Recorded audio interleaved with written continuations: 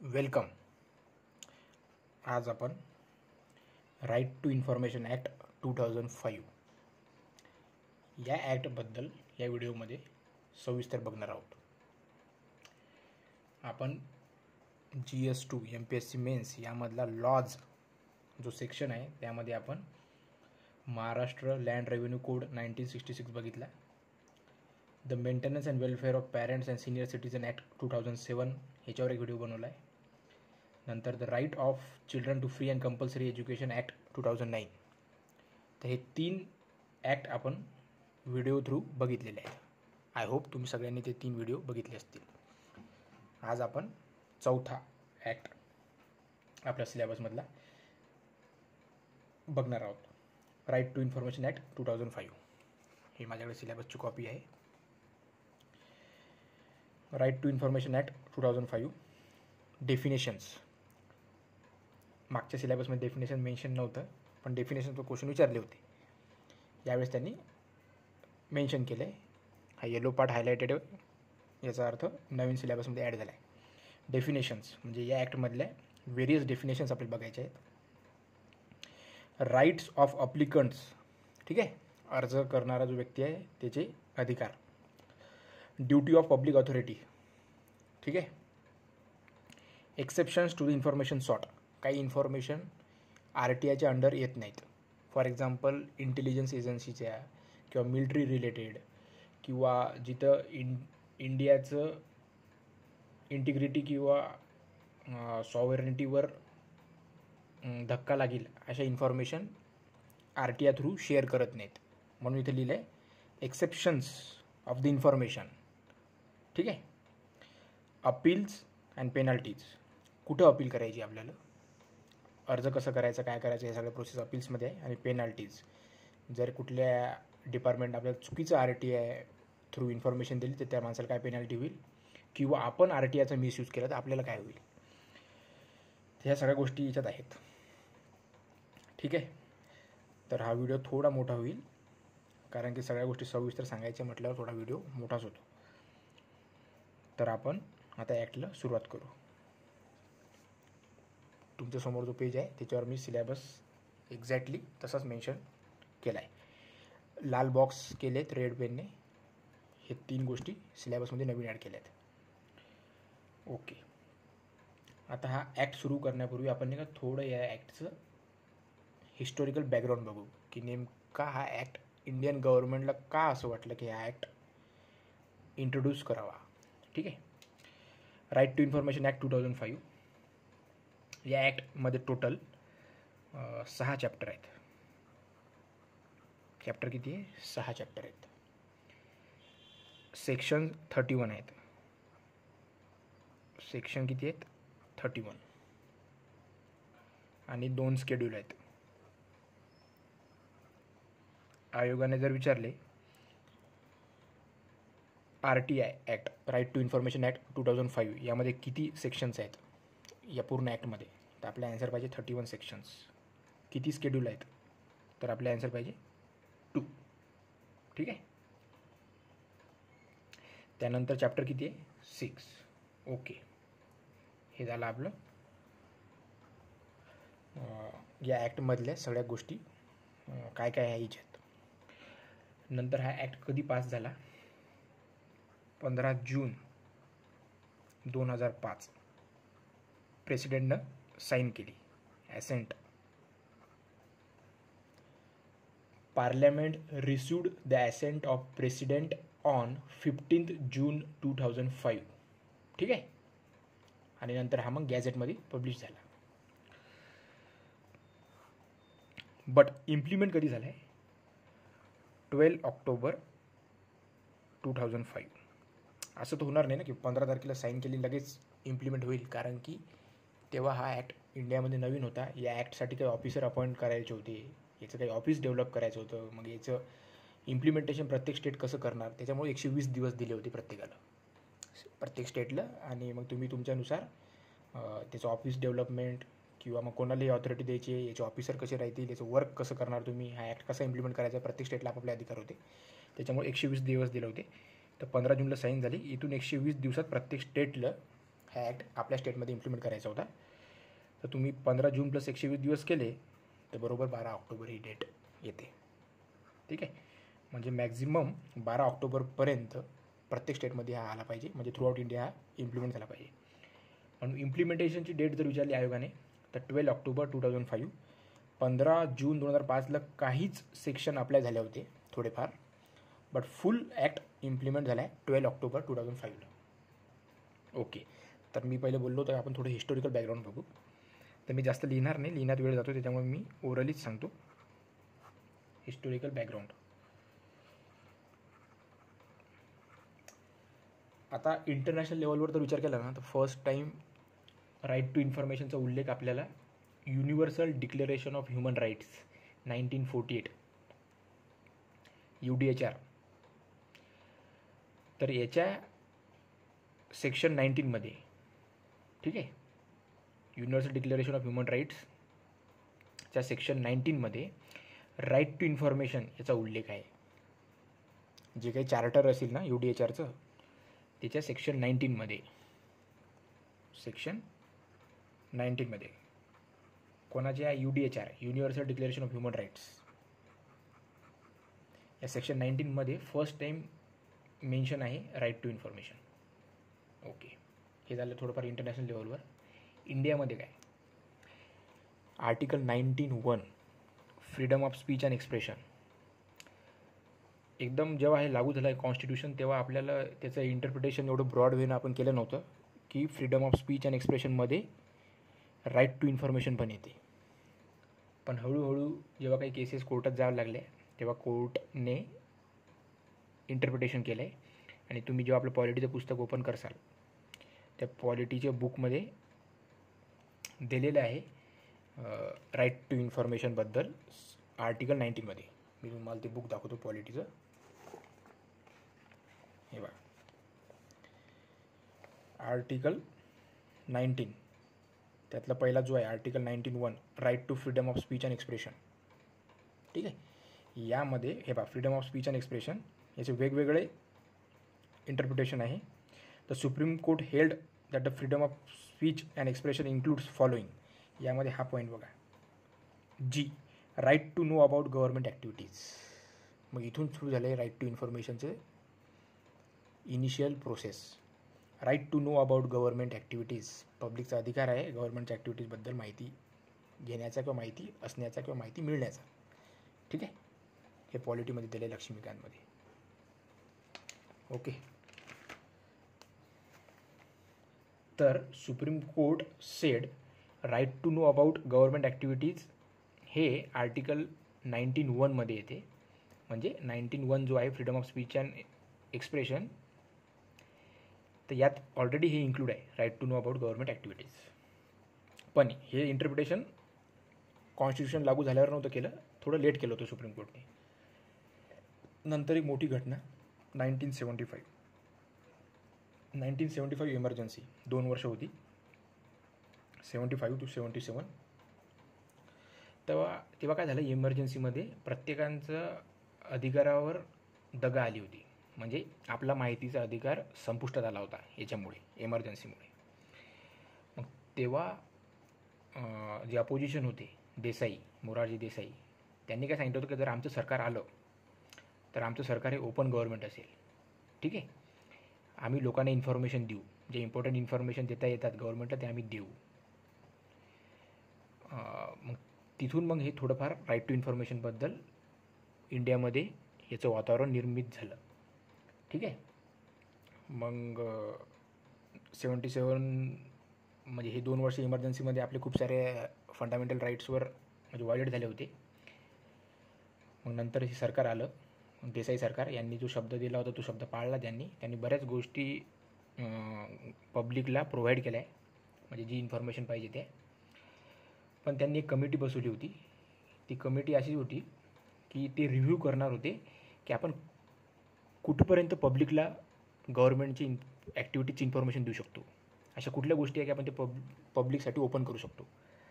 तर त्यांनी official secret act 1923 official secret act 1923 हे जे आहे ना OSA, हे या पब्लिकला इन्फॉर्मेशन देण्यासाठी हा एक अडथळा होता. कारण की OSA 1923चा यूज करून प्रत्येक गव्हर्नमेंट काय सांगायचं की काही गोष्टी सिक्रेट आहेत, आम्ही पब्लिकला सांगू शकत नाही. मग देसाई गव्हर्नमेंटने हाच ॲक्ट रिव्ह्यू करण्यासाठी एक कमिटी बसवली होती की कुठल्या इन्फॉर्मेशन अशा आहेत की आपण पब्लिकला देऊ शकत नाही.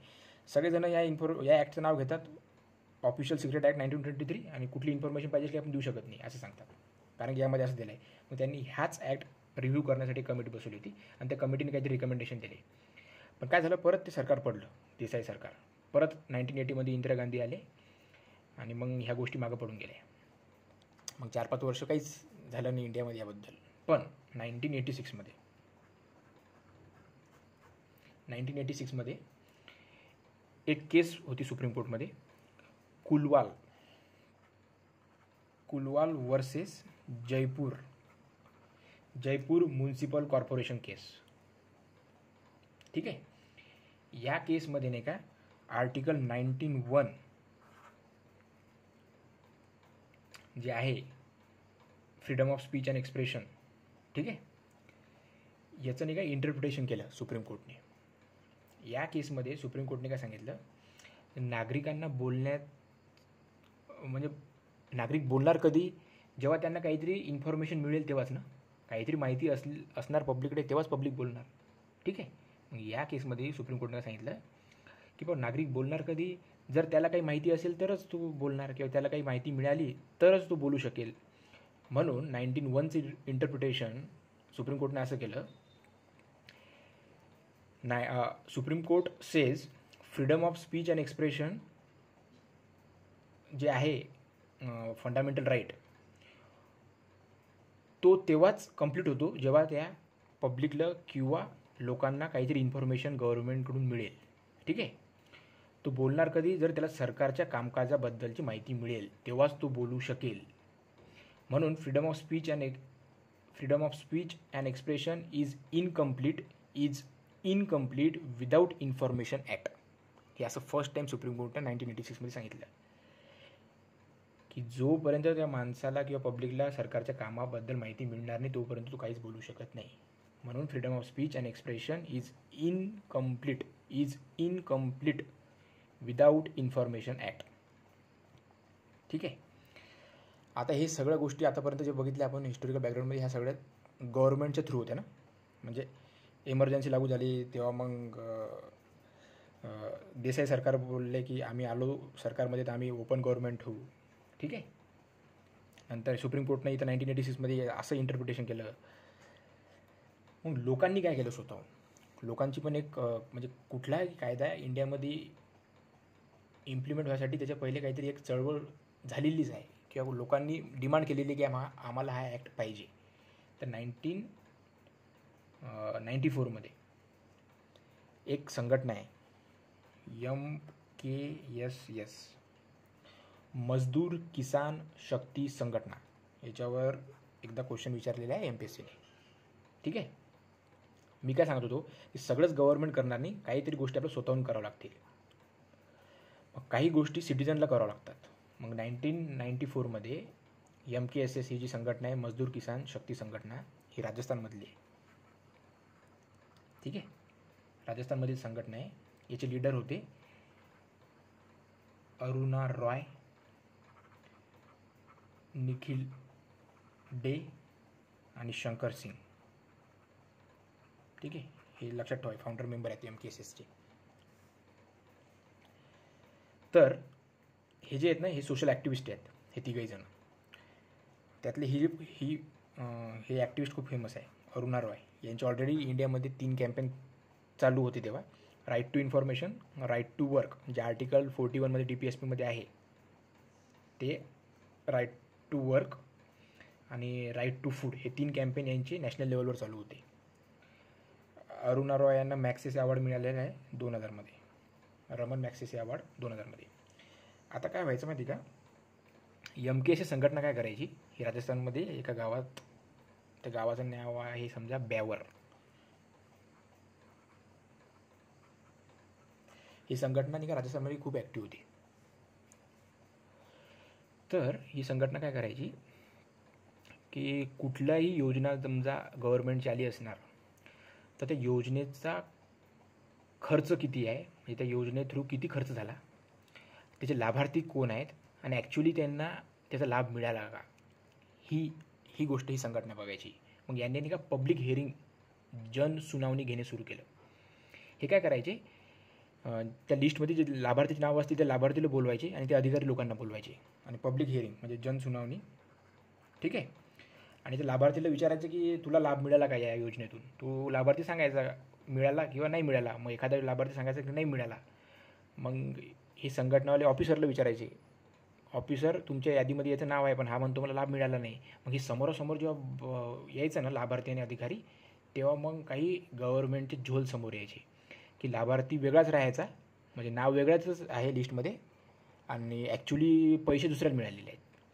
मग ही MKSSने का संघटनांनी फाईल मागायला सुरुवात केली अधिकाऱ्यांना लोकांना की मला तुम्ही फाईल द्या, तुमचा किती खर्च आला, किती निधी आला वरून आणि तो निधी तुम्ही कसा कसा खर्च केला आणि किती ॲक्च्युअल लाभार्थी आहेत आणि किती फेक लाभार्थी आहेत, किती रिअल आहेत, हे आम्हाला बघायचं आहे. म्हणून तुमची फाईल शेअर करा. तर हे अधिकारी काय सांगायचे की नाही आम्ही फाईल शेअर करू शकत नाही, हा गव्हर्नमेंट डाटा आहे, सरकारी फाईल देता येत नाही असं सांगायचे ते.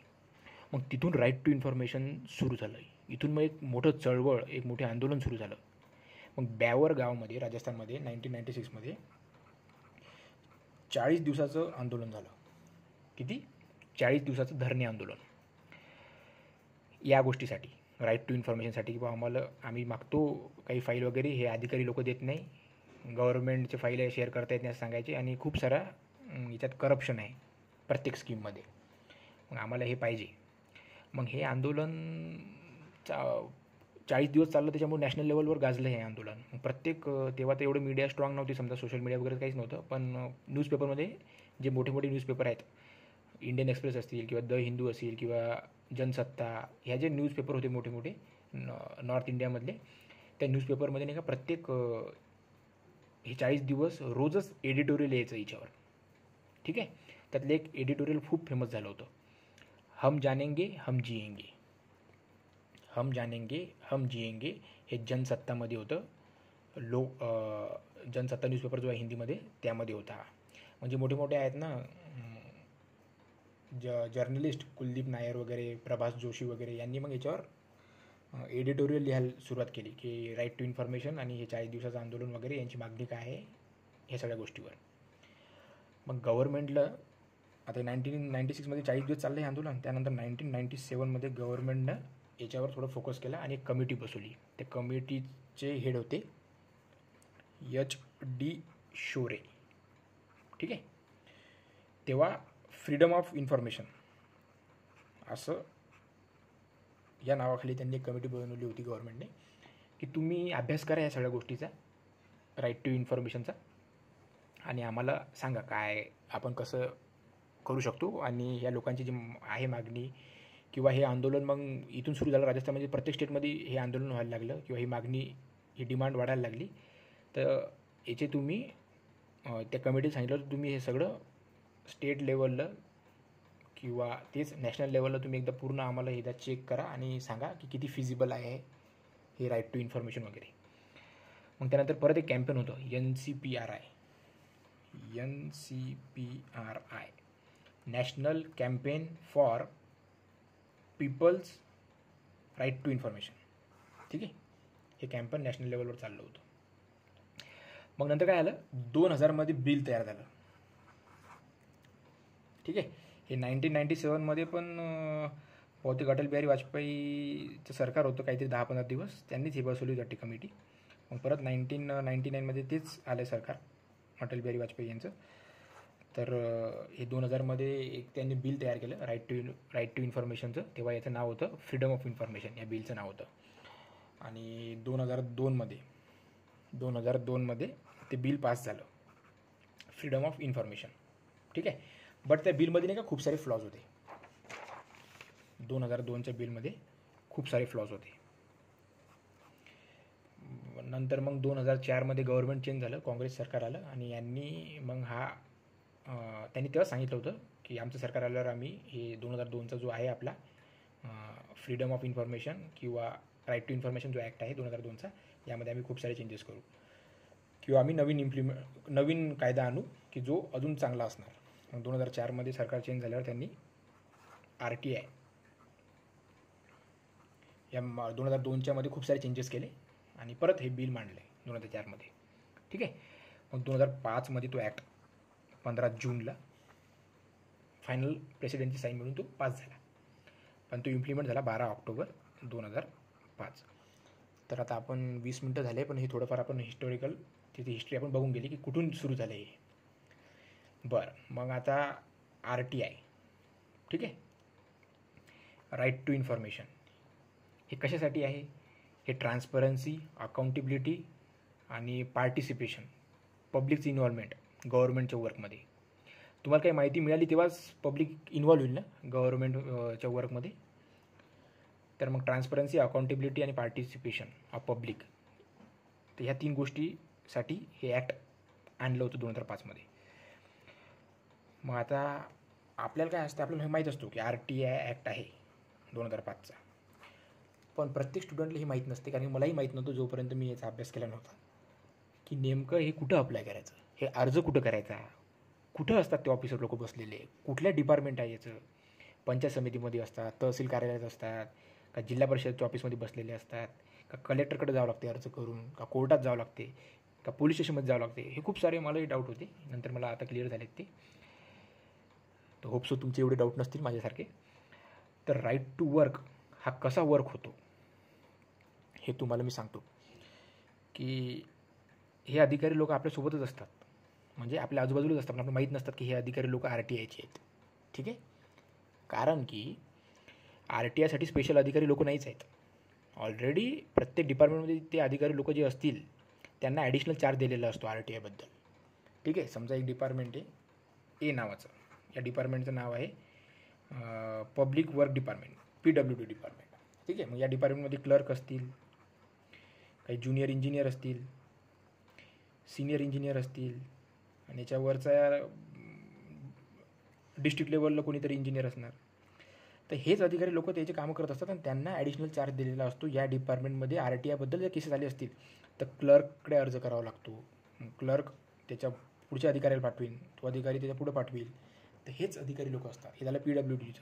जर पंचायत समितीमध्ये असणार तर तिथलचा क्लर्क, तिथलचा मग BDO, मग पुढे जाणार तो CEOकडे जिल्हा परिषदमध्ये, तर मग क्लर्क तो असतो ना पंचायत समितीमध्ये, मग याच्याकडे तो ॲडिशनल चार्ज दिलेला असतो. आता हे चार्ज देणे किंवा RTI अंडर हे ऑफिसर अपॉइंट करणे, हे सगळ्या गोष्टी कलेक्टर करतो त्या जिल्ह्यात. तर प्रत्येक डिपार्टमेंटमध्ये स्वतःचेच स्टाफला ॲडिशनल चार्ज दिलेला आहे. तुम्हाला अजून क्लिअर होणार नाही आहे, पण मी जेव्हा आपला ॲक्ट हा पूर्ण होऊन जाईल व्हिडिओ, तोपर्यंत तुमचं बहुतेक क्लिअर होऊन जाईल. सध्या नाही लक्षात राहिलं तरी चालते. आता आपण एक मी जिथून हा ॲक्ट शिकलो त्यांनी मला असं सांगितलं होतं, त्यामुळे मी तुम्हाला सांगतो की आता आपण एक स्टोरी बघू. त्या स्टोरीतून तुम्हाला या ॲक्टबद्दल थोडंफार आयडिया येऊन जाईल. ही स्टोरी तुम्हाला आत्ताच कळावी असं माझं म्हणणं नाही आहे, फक्त एक ओव्हरऑल आयडियासाठी आपण ही स्टोरी करतो आहे. आता एक मुलगा आहे, त्याचं नाव A आहे. तो गरीब घरातला मुलगा आहे. त्याचे वडील मनरेगामध्ये काम करतात, की जे आहेत गड्डे खोदायचं काम किंवा रस्त्यावरचं जे काही काम दिलेले असते मनरेगामध्ये ते काम करतात. पण तो बघतोय की मागचा 1 महिना झाले माझे वडील घरीच आहेत. मग तो काय करतो, तो मनरेगाचं योजना चालवण्याचं जे ऑफिस असेल पंचायत समितीमध्ये, त्या ऑफिसमध्ये जातो. ठीक आहे. आणि तिथं मनरेगा सेक्शनमध्ये जातो. कारण प्रत्येक योजनेसाठी प्रत्येक डिपार्टमेंट किंवा प्रत्येक स्टाफ वेगळा आहे ईच योजनेसाठी. काही काही डिपार्टमेंटकडे 2-3 योजना असतील, पण तो मनरेगाचं योजना कुठलं ऑफिस चालवते त्या ऑफिसमध्ये जातो आणि तिथल्या क्लर्कला एक अर्ज करतो. ठीक आहे. मग तो तालुका लेवलचा जो क्लर्क असतो, तालुका लेवलचा क्लर्क, त्याला सहाय्यक, ठीक आहे, जनमाहिती अधिकारी असं म्हणतात.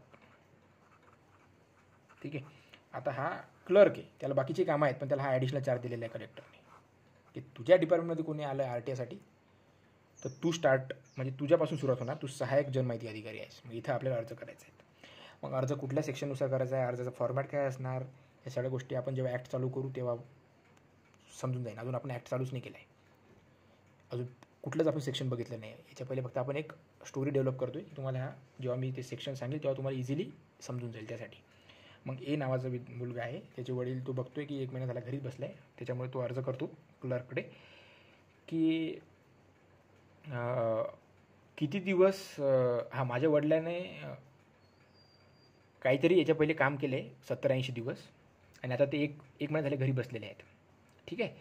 तर ते जे 70-80 दिवस त्यांनी काम केले तर त्यांचे अजून पैसे जमा झाले नाहीत आणि हे पुढचे 30 दिवस जे ते घरी बसलेले आहेत त्यांना कधी काम मिळणार आहे. तर मग तो असं एक RTI टाकतो की ते 70 दिवसाचा जे माझ्या वडिलांनी काम केलं आहे त्याचं किती रुपये रोजाने त्यांना पैसे मिळाले पाहिजे आणि हे 30 दिवस ते घरी बसले तर आपल्या तालुक्यात कुठलंच काम चालू नाही आहे का मनरेगाच्या अंडर आणि माझ्या वडिलाला का काम नाही मिळालं. ठीक आहे. हे असं एक तो RTI टाकतो. मग तो अर्ज करतो. मग तो अर्ज जो आहे ना, तो ॲप्लिकेशन हा सहाय्यक जनमाहिती अधिकारी आपल्याकडे ठेवतो आणि तो 5 दिवसात तो अर्ज समोरच्या अधिकाऱ्याला पाठवतो. तो म्हणजे नायब तहसीलदार.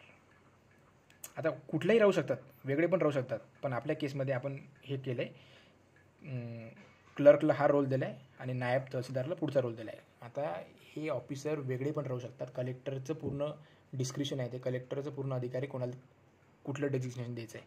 पण आपल्या स्टोरीमध्ये क्लर्कला सहाय्यक जनमाहिती अधिकारी आहे आणि नायब तहसीलदारला त्याच्या पुढचा जो आहे हा सहाय्यक होता, तर हा फक्त जनमाहिती अधिकारी. ठीक आहे. जनमाहिती अधिकारी. तर ए नावाच्या मुलाने अर्ज केला कुठल्या सेक्शनच्या अंडर, सेक्शन 6 अंडर. ठीक आहे. सेक्शन 6च्या अंडर अर्ज करावा लागतो. हे पुढे आपण ॲक्टमध्ये बघू. तो अर्ज 5 दिवसात 5 डेजमध्ये पुढं पाठवावा लागतो नायब तहसीलदारकडे. ठीक आहे. मग आता सेक्शन 6नुसार त्यांना अर्ज केला, क्लर्कने तो 5 दिवसात नायब तहसीलदारकडे पाठवला. ठीक आहे. आणि सेक्शन 7मध्ये काय सांगितलं आहे की 30 दिवसाच्या आत तुम्ही ती माहिती एला दिली पाहिजे. सेक्शन 7 काय सांगते की 30 दिवसात ती माहिती दिली पाहिजे.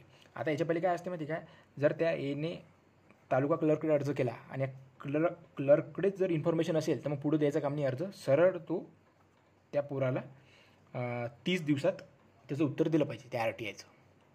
पण त्या क्लर्कला जर ती माहिती नसेल तर तो पुढं पाठवतो पुढच्या अधिकाऱ्याला. पण पुढं पाठवायचं किती दिवसात, 5 दिवसात.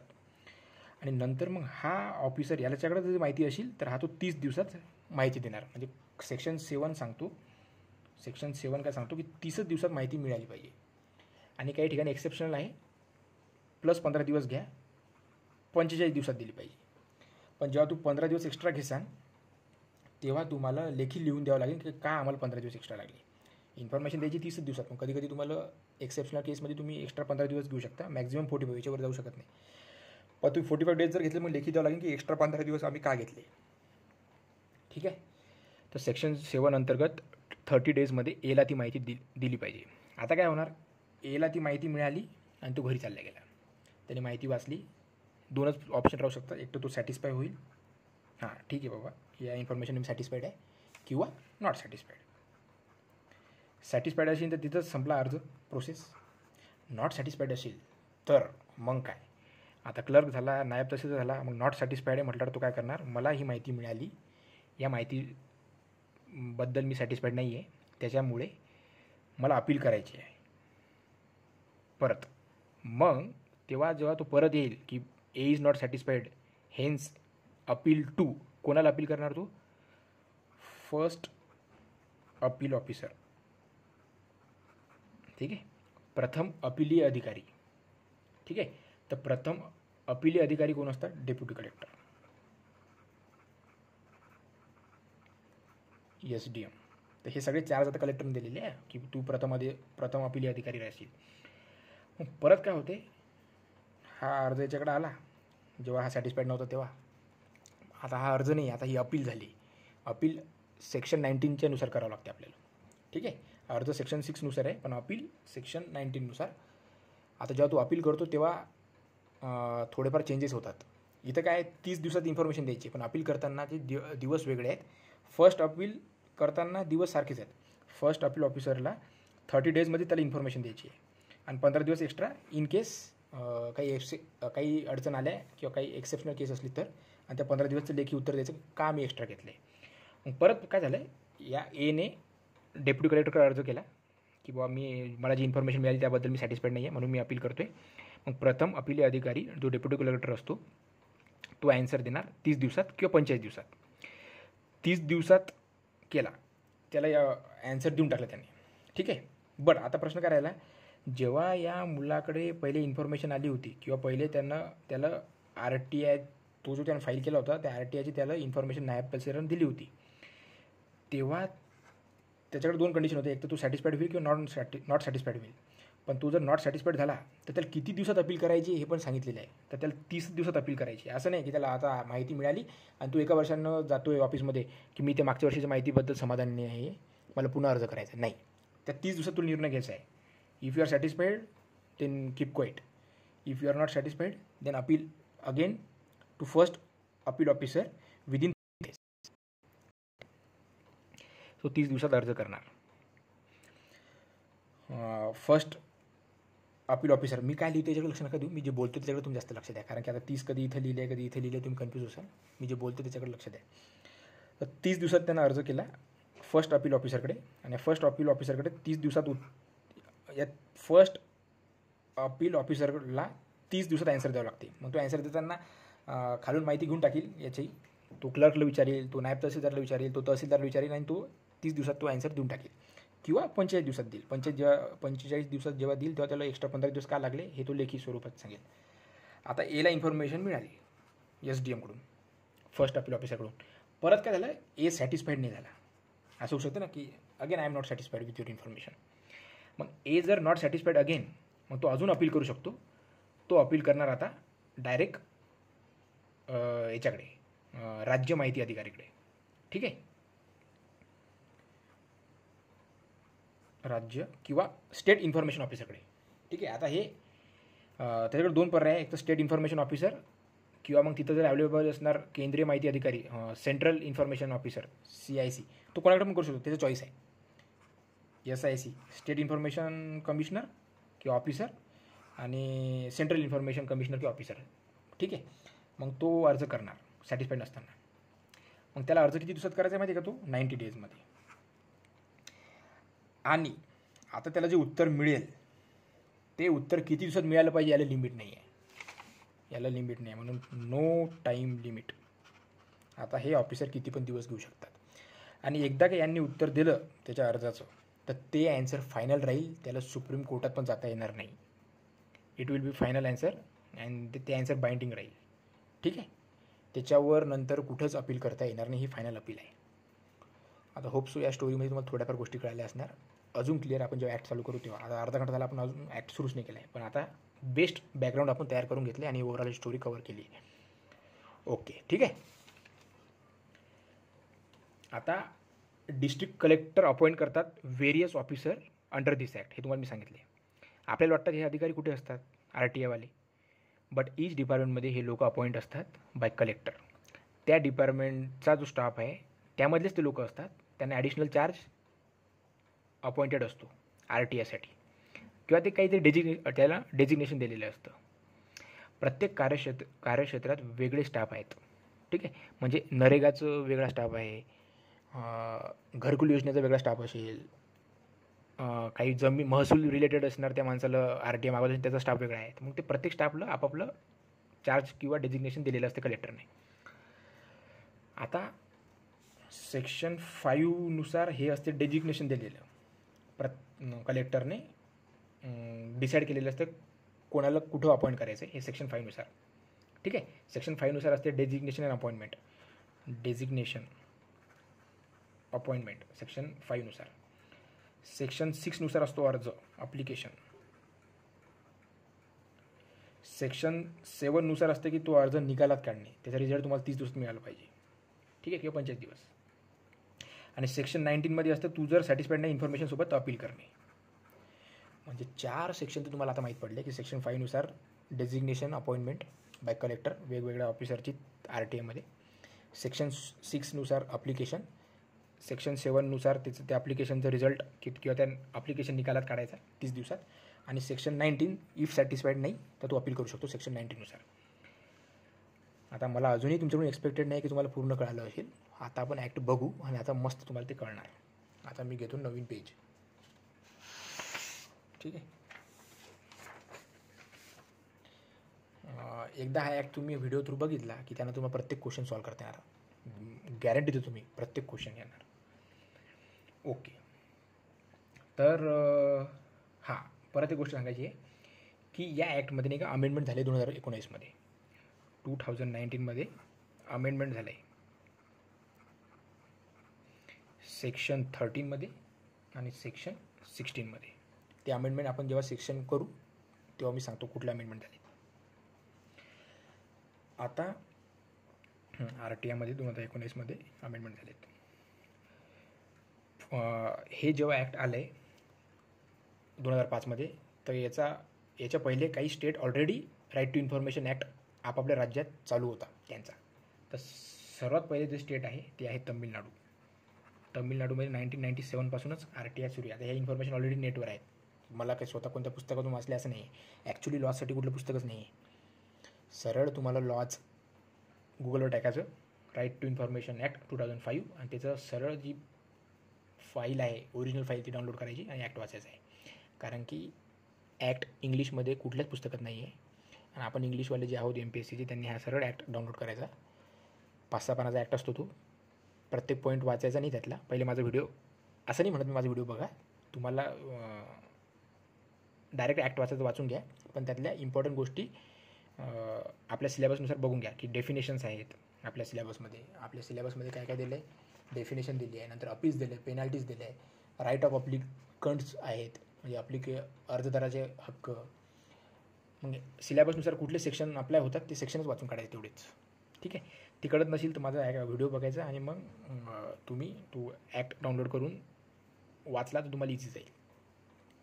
ठीक आहे. 1997मध्ये तमिळनाडू गव्हर्नमेंट. ठीक आहे.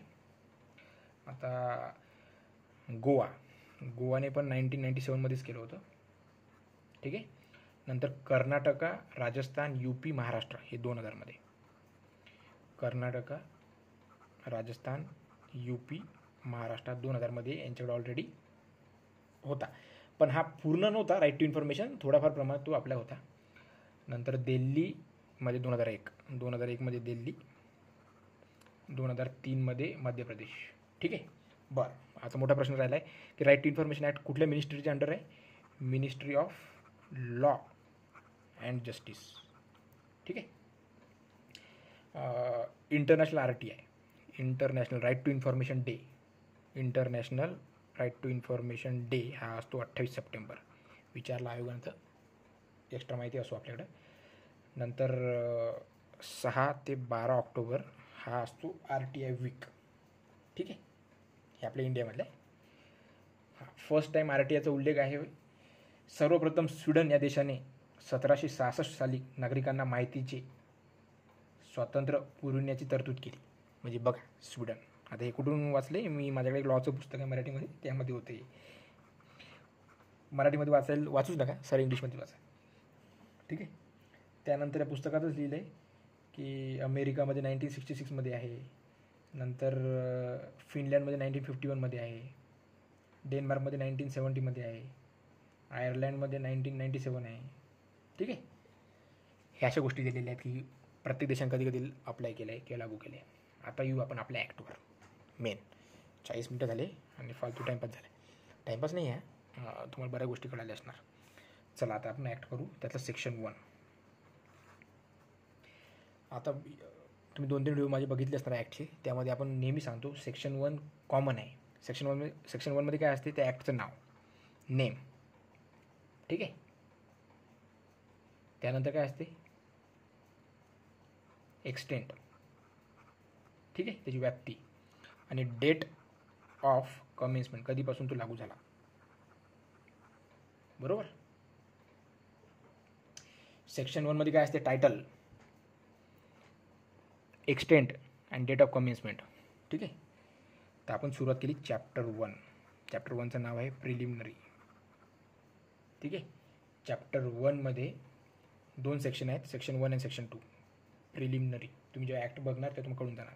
तर सेक्शन 1मध्ये काय आहे, name, extent and date of commencement. Name काय आहे या ॲक्टचं, this act may be called the right to information act 2005.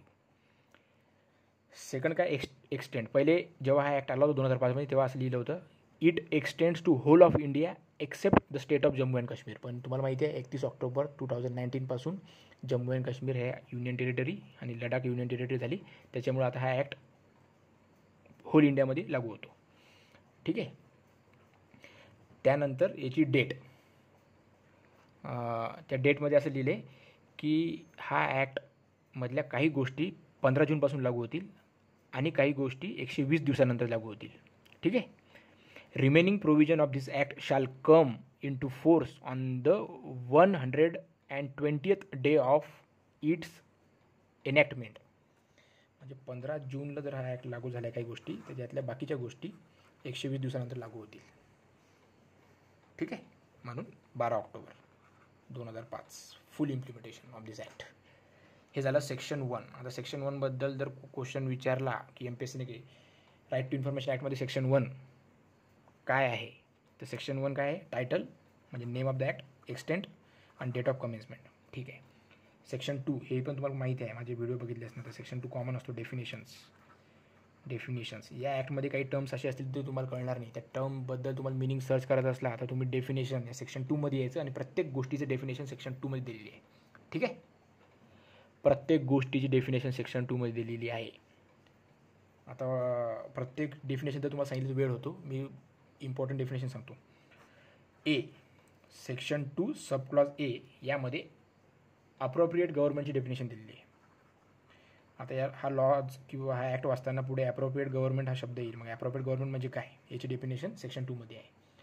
तर MPSC विचारलं सेक्शन 2 डील्स विथ व्हॉट, तर डेफिनेशन ऑफ दॅट ॲक्ट म्हणजे कुठलाही ॲक्ट असो त्याचं सेक्शन 2 डेफिनेशन सांगते. Appropriate government means public authority which is establish, owned, controlled by funds provided directly or indirectly by state government or central government. ठीक आहे. Appropriate government म्हणजे काय, public authority which is established, owned, controlled, finance by directly or indirectly by central government or state government. ठीक आहे. हे झालं appropriate government. त्यानंतर second definition आहे याच्यात, सेंट्रल इन्फॉर्मेशन कमिशन. बीमध्ये डेफिनेशन आहे सेंट्रल इन्फॉर्मेशन कमिशन.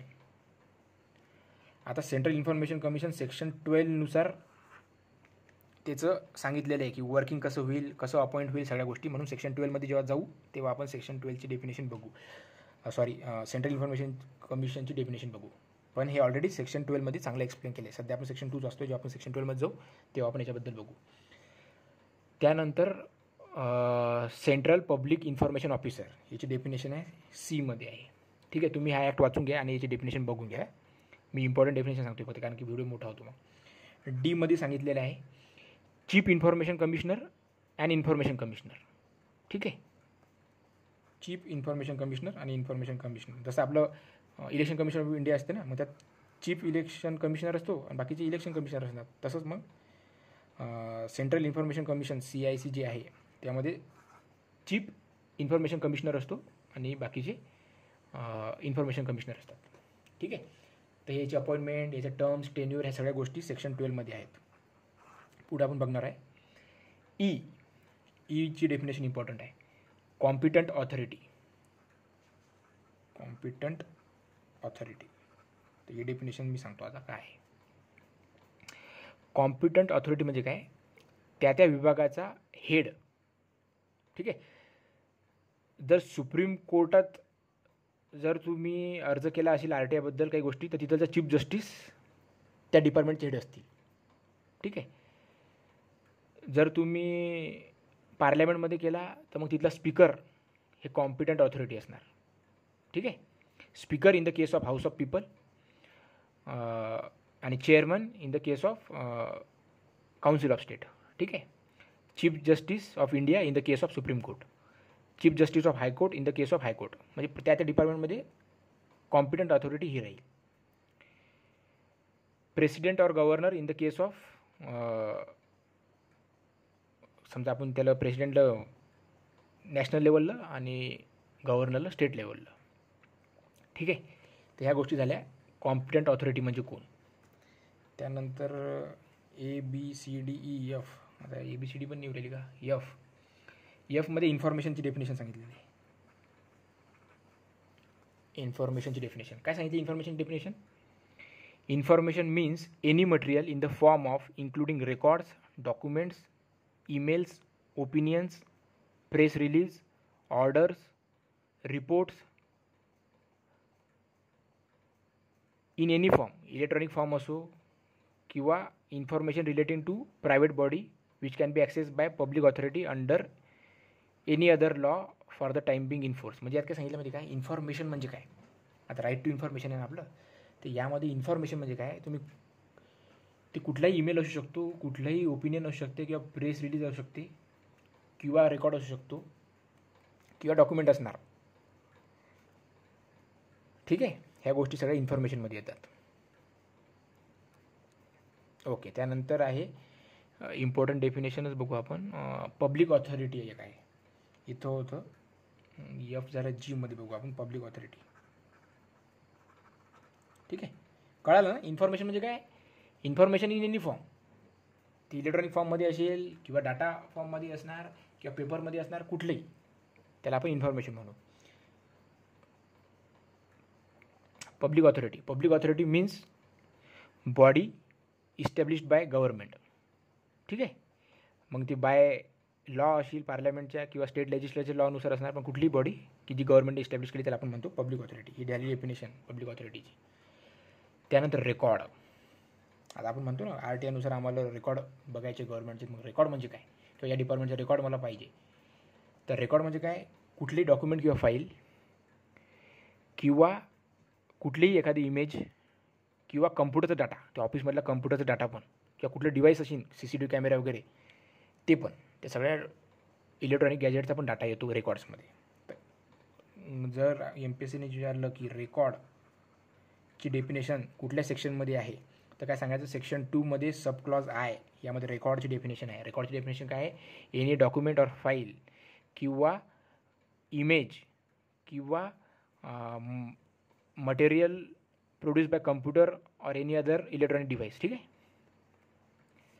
त्यानंतर Jमध्ये आहे राईट टू इन्फॉर्मेशनची definition. Right to information. Right to information means the right to information accessible under this act. ठीक आहे. यामध्ये काय येणार. तुम्ही त्या पब्लिक ऑथॉरिटीचं डॉक्युमेंट मागू शकता, त्या पब्लिक ऑथॉरिटीचं रेकॉर्ड मागू शकता किंवा कुठल्या डिपार्टमेंटचं इन्स्पेक्शन करू शकता किंवा कुठल्या डिपार्टमेंटला तुम्ही सर्टिफाईड कॉपीज मागू शकता, त्याचे रेकॉर्ड मागू शकतात, त्याचे टेप, व्हिडिओ, कॅसेट, ह्या सगळ्या गोष्टी तुम्ही मागू शकता. ठीक आहे. हे झालं राईट टू इन्फॉर्मेशनची डेफिनेशन. नंतर Kमध्ये दिलं आहे स्टेट इन्फॉर्मेशन कमिशनर. Lमध्ये दिलेले आहे स्टेट चीफ इन्फॉर्मेशन कमिशनर आणि स्टेट इन्फॉर्मेशन कमिशनर याची डेफिनेशन. ठीक आहे. आता इम्पॉर्टंट आहे N. डायरेक्ट आपण आता खूप सारे आहेत बरे आहे डेफिनेशन. A पासून तर मला वाटते N पर्यंतच आहे. N लास्ट आहे. Nमध्ये आहे थर्ड पार्टी. आता थर्ड पार्टी म्हणजे काय. हे थर्ड पार्टी आपल्याला पुढं सेक्शनमध्ये येणारच आहे. थर्ड पार्टी म्हणजे काय.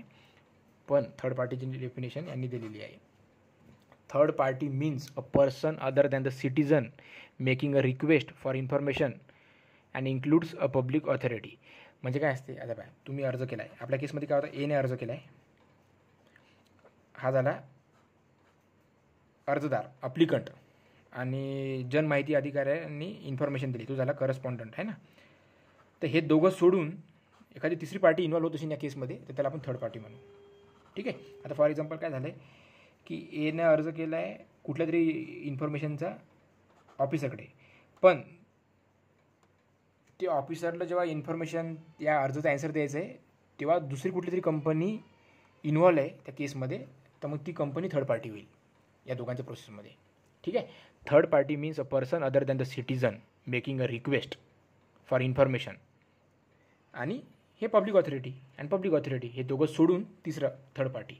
मी थर्ड पार्टीवर का फोकस करतो कारण की हा क्वेश्चन आलेला आहे MPSCमध्ये. Third party means a person other than a citizen making a request for information and public authority, हे दोघं सोडून ते तिसरं असेल तर थर्ड पर्सन. ठीक आहे. त्यानंतर आता फास्ट जावं लागणार आपल्याला. सेक्शन 3. सेक्शन 3 काय आहे? All citizen shall have right to information. इथं दिलं आहे सेक्शन 3मध्ये. काय आहे सेक्शन 3 म्हणजे चॅप्टर 2 सुरू झालं आहे आता. चॅप्टर 2चं नावच आहे राईट टू इन्फॉर्मेशन. त्यामध्ये सेक्शन 3 आहे की all citizen shall have right to information. आता त्यामध्ये बाकीची क्लॉज आहे मी वाचून दाखवत नाही कारण की वेळ होतो, मोठा व्हिडिओ होऊन जातो. सेक्शन 4 आता फास्टमध्ये आपण पाहू. सेक्शन 4मध्ये काय आहे? सेक्शन 4 म्हणजे काय? Obligations of public authority. म्हणजे काय? हा ॲक्ट लागू झाला 15 जूनला, मग 12 ऑक्टोबरपर्यंत तुम्हाला इम्प्लिमेंट करायचा होता. मग 12 ऑक्टोबर म्हणजे हे जे 120 दिवस होते ना, हे 120 दिवसात पब्लिक ऑथॉरिटीला म्हणजे प्रत्येक डिपार्टमेंटला हा RTI अप्लाय करायचा होता त्याच्या डिपार्टमेंटमध्ये. तर त्यासाठी तुमचं स्ट्रक्चर कसं राहील, म्हणजे कशी रचना राहील, तुम्ही कसं कार्य करसाल, जर कोणी आलं आहे अर्ज करण्यासाठी तर तुम्ही कसं वर्क करणार आणि तुमचं कर्तव्य काय काय आहे, तुम्ही रेकॉर्ड मेंटेन केलं पाहिजे, तुम्ही हे सगळ्या गोष्टी ज्या आहेत तुम्ही तुमच्या इन्फॉर्मेशन वेबसाईटवर टाकल्या पाहिजे, तुम्ही कम्प्युटराईज करा तुमची इन्फॉर्मेशन, तुमचा काही डाटा कुठल्या नेटवर्कला कनेक्ट असणार तो करून घ्या. ह्या सगळ्या गोष्टी सेक्शन 4मध्ये दिलेलं आहे की obligation of public authority. Public ऑथॉरिटीचे कार्य काय काय आहे की त्यांना 120 दिवसात पूर्ण सिस्टीम आपल्याला तयार करून टाकायची ही, तर प्रत्येक डिपार्टमेंटला की कुठं कोणाला कुठलं काम द्यायचं आहे किंवा तू काय करणार, अर्ज स्वीकारल्यावर ते काय राहणार प्रक्रिया, अर्ज कोणाकडे जाईल, ह्या सगळ्या गोष्टी तुम्ही तुमचं पाहून घ्या. म्हणजे सेक्शन 4 का सांगते मेंटेन ऑल रेकॉर्ड. ठीक आहे. त्यानंतर तुमचं राईट टू इन्फॉर्मेशन या ॲक्टनुसार कसं काम राहील हे सगळं तुम्ही तुमची सिस्टीम तयार करून ठेवा. हे सगळ्या गोष्टी सेक्शन 4मध्ये दिलेल्या आहेत. होप सो सेक्शन 4 क्लिअर असेल. ठीक आहे. नंतर सेक्शन 5 बघू. सेक्शन 5मध्ये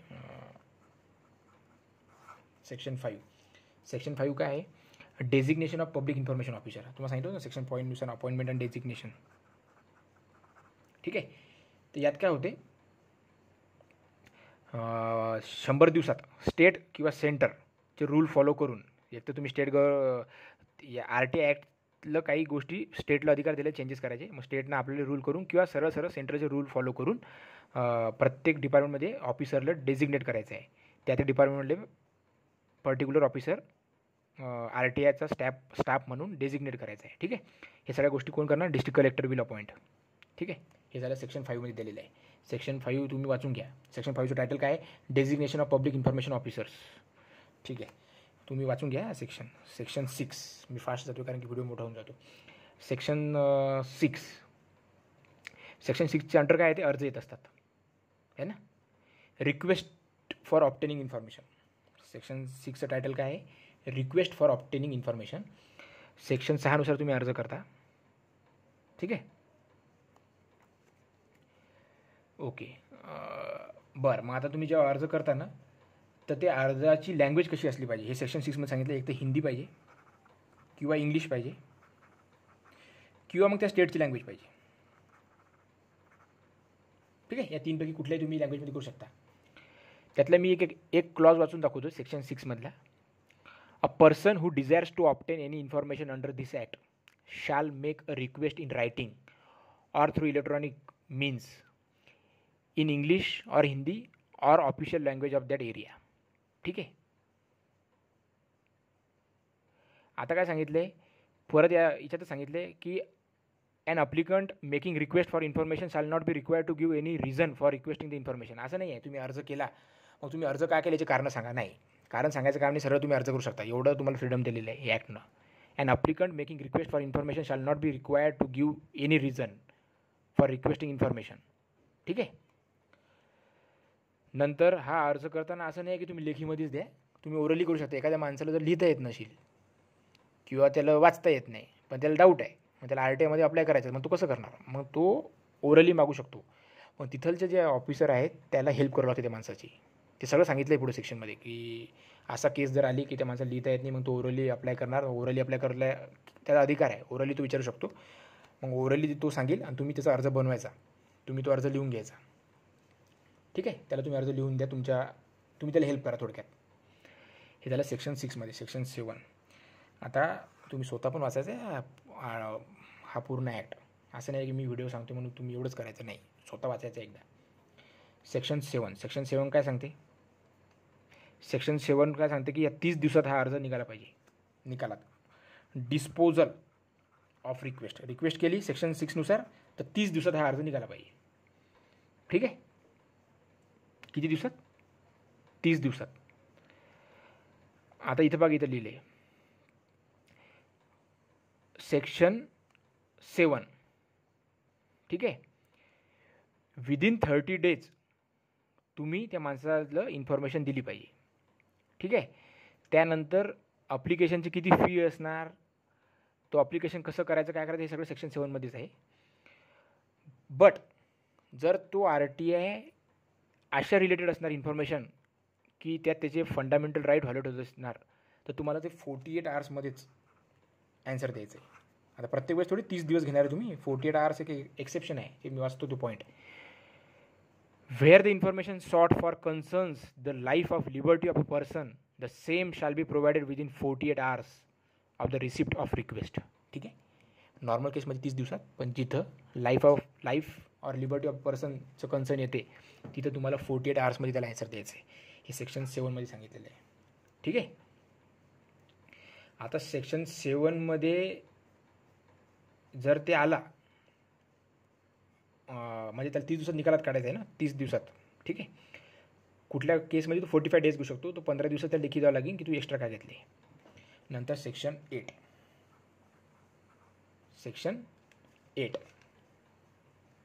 ठीक आहे.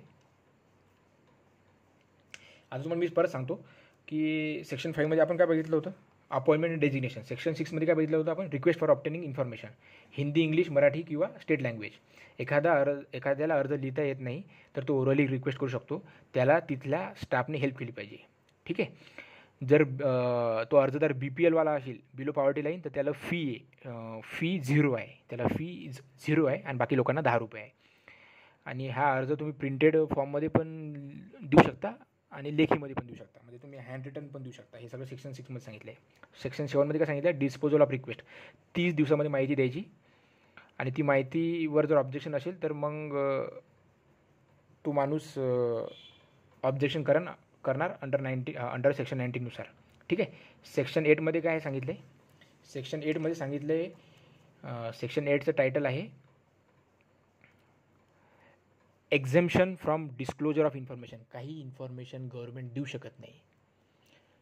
मग असले अर्ज जर आले आणि ते अर्जामध्ये जर अशा गोष्टी आहेत की जिथे आपण देऊ शकत नाही तर मग तो अर्ज फेटाळला जाऊ शकतो, रिजेक्ट केली जाते ती रिक्वेस्ट. ठीक आहे. सेक्शन 8मध्ये आहे की अशा गोष्टी एक्झम्पशन फ्रॉम डिस्क्लोजर ऑफ इन्फॉर्मेशन. आता काही लोक RTI टाकतील आणि म्हणतील राफेल जे आहे किंवा कुठलंही एखादं आपलं असणार शस्त्र आर्मीचं, त्याचं आम्हाला मेकॅनिझम माहीत पाहिजे, मेकॅनिझम सांगा. मग ह्या गोष्टी सिक्रेट असतात ना, की बाकी देशाला माहीत नाही पडलं पाहिजे काय मेकॅनिझम वगैरे आहे ते. मग ह्या गोष्टी आपण नाही सांगणार, मग त्या एक्झम्पशन फ्रॉम डिस्क्लोजर ऑफ RTIमध्ये येणार. ठीक आहे. सेक्शन 8मध्ये येणार. ठीक आहे. सेक्शन 8मध्ये काय आहे मग की अशा गोष्टी म्हणजे त्यानं अर्ज केला त्याच्याकडे 3 ऑप्शन आहेत. एक तर तो अधिकारी माहिती देऊ शकतो, दुसरा ऑप्शन आहे त्याला अर्ज फेटाळू शकतो. मग फेटाळणार का, तर तो सेक्शन 8चं कारण सांगणार. ठीक आहे. की सेक्शन 8नुसार मी फेटाळतो कारण की काही गोष्टी आम्हाला देता येत नाही. आणि त्याच्याकडे तिसरा ऑप्शन आहे की तो ट्रान्सफर करणार अदर डिपार्टमेंटला. जर एखाद्या माणसाकडं इन्फॉर्मेशन आली, एखाद्या अधिकाऱ्याकडं इन्फॉर्मेशन मागितली आणि त्या इन्फॉर्मेशनमध्ये 2-3 डिपार्टमेंट इन्व्हॉल्व आहे, तर मग तो त्याच्या डिपार्टमेंटची इन्फॉर्मेशन देऊन टाकणार आणि दुसऱ्या डिपार्टमेंटकडे तो अर्ज ट्रान्सफर करणार. दुसरा डिपार्टमेंट त्याच्याशी रिलेटेड इन्फॉर्मेशन देऊन टाकणार. असं होऊ शकतं ना, एका अर्जामध्ये 2-3 डिपार्टमेंटचं इन्फॉर्मेशन मागू शकतात किंवा काम येऊ शकते 2-3 डिपार्टमेंटचं. तर म्हणून सेक्शन 6नुसार अर्ज करतात. ठीक आहे. सेक्शन 7नुसार 30 दिवसात तो अर्ज निकालात काढायचा आहे. पण अर्ज केल्यावर 3 ऑप्शन आहेत, एक तर माहिती द्यायची किंवा माहिती फेटाळायची किंवा तो ट्रान्सफर करायचा अदर डिपार्टमेंटला. ठीक आहे. ह्या गोष्टी झाल्या. RTI इन्फॉर्मेशन, हा जो ॲक्ट आहे RTI हा इम्पॉर्टंट आहे बरं. PSI मेन्सला पण आहे. ठीक आहे. MPSCला तर आहेच, पण PSIला पण आहे. सेक्शन 8 काय होतं आपलं, एक्झम्पशन फ्रॉम डिस्क्लोजर ऑफ इन्फॉर्मेशन. ठीक आहे. अजून एक काय आहे माहिती काय, आता तुम्ही RTI केला आहे 2021मध्ये, तर तुम्ही असं नाही म्हणू शकत मला 1993ची इन्फॉर्मेशन द्या आणि मग ते रेकॉर्ड आहे का तुमच्याकडं. तसं नाही. जास्तीत जास्त 20 वर्षापूर्वीचं तुम्ही मागू शकता. ठीक आहे. म्हणजे एखादी केस असणार तर तुम्ही फक्त 20 वर्षापूर्वीच पर्यंतच डाटा मागू शकता. त्याच्या पहिलेचं रेकॉर्ड असलं तर मिळणार, पण त्याचं रेकॉर्ड अवेलेबल नसणार. तुम्ही म्हणणार नाही गव्हर्नमेंटला की अरे हे रेकॉर्ड नाही आहे, आम्हाला रेकॉर्ड द्या काढून. नाही, मॅक्झिमम 20 वर्षापूर्वीचं तुम्ही मागू शकता RTIनुसार. आता अशी इन्फॉर्मेशन जिथं इंटिग्रिटी ऑफ इंडिया किंवा सिक्युरिटी किंवा स्ट्रॅटेजिक किंवा सायंटिफिक किंवा economic interest of India lies, तर तसे इन्फॉर्मेशन आपण देऊ शकत नाही, तर ती एक्झेम्प्टेड आहेत. ठीक आहे. किंवा असे इन्फॉर्मेशन की ज्या गोष्टी त्या ट्रायब्युनल किंवा कोर्ट पब्लिक डोमेनमध्ये आणू शकत नाही, त्या सगळ्या इन्फॉर्मेशन एक्झेम्प्टेड आहेत. ठीक आहे. आता काय होणार, सेक्शन 9मध्ये सेकंड आहे सेक्शन 9. सेक्शन 9 काय सांगतं माहिती आहे का. सेक्शन 9चं टायटल आहे grounds for rejection to access in certain cases. तुम्हाला रिझन द्यायचं आहे की कुठल्या ग्राउंडवर तुम्ही हे रिजेक्ट केलं आहे त्याचा अर्ज, की त्या अर्जामधल्या कुठल्या गोष्टी अशा होत्या की त्या एक्झेम्प्टेड होत्या. मग तुम्हाला त्याचं रिझन सांगायचं आहे. ठीक आहे. Grounds for rejection to access in certain cases. ठीक आहे. आता काही ठिकाणी कॉपीराईटचं उल्लंघन होत असेल ती इन्फॉर्मेशन दिली तर, मग ते इन्फॉर्मेशन द्यायचं नाही, हे सेक्शन 9 सांगते. Grounds for rejection to access in certain cases, अशा काही केसेस आहेत की जिथं कॉपीराईटचं उल्लंघन होत असेल तर तसल्या अर्ज तुम्ही निकालात काढायचे नाहीत. ठीक आहे. कॉपीराईटचं जिथं उल्लंघन होत असेल तिथं मग तुम्ही इन्फॉर्मेशन नाही दिली तरी चालते. आता एकदा परत आपण बघू सेक्शन 5 काय सांगते, डेजिग्नेशन, ते पोस्ट वगैरे अपॉइंटमेंट ह्या गोष्टी. सेक्शन 6नुसार अप्लिकेशन. सेक्शन 7नुसार 30 दिवसात निकालात काढायचा. एक्सेप्शन आहेत 8नुसार एक्सेप्शन आहेत, ते फेटाळू शकता जिथे सॉव्हरेनिटी, सिक्युरिटी आणि ह्या बाकीच्या गोष्टी असेल. 9नुसार जर कॉपीराईटचं उल्लंघन असेल तर तुम्ही फेटाळू शकता. ठीक आहे. 8मध्ये काय सांगितलं तेच, no disclosure of information because it harms integrity of India वगैरे असं काही गोष्टी. आणि 9 कॉपीराईटचं उल्लंघन होत असेल तर म्हणून आम्ही इन्फॉर्मेशन देणार नाही. हे झालं सेक्शन 5, 6, 7, 8 झाले. आता सेक्शन 10. सेक्शन 10 काय सांगते ॲक्टचं. सेक्शन 10चं नाव आहे सिव्हिरेबिलिटी. ठीक आहे. थेअरी ऑफ सिव्हिरेबिलिटी तुम्ही वाचलं असणार पॉलिटिक्समध्ये. म्हणजे काय, सेपरेट करणे, सेपरेट विभागीकरण. आता मी अर्ज केला आहे, हा माझा अर्ज आहे, यामध्ये मी ही इन्फॉर्मेशन मागितली. आता काय झालं, यामध्ये काही इन्फॉर्मेशन अशा आहे की ते अंडर सेक्शन 8मध्ये येतात की एक्झेम्प्टेड आहेत इन्फॉर्मेशन देण्यापासून. तर मग पूर्ण अर्ज थोडी तो माझं फेटाळणार.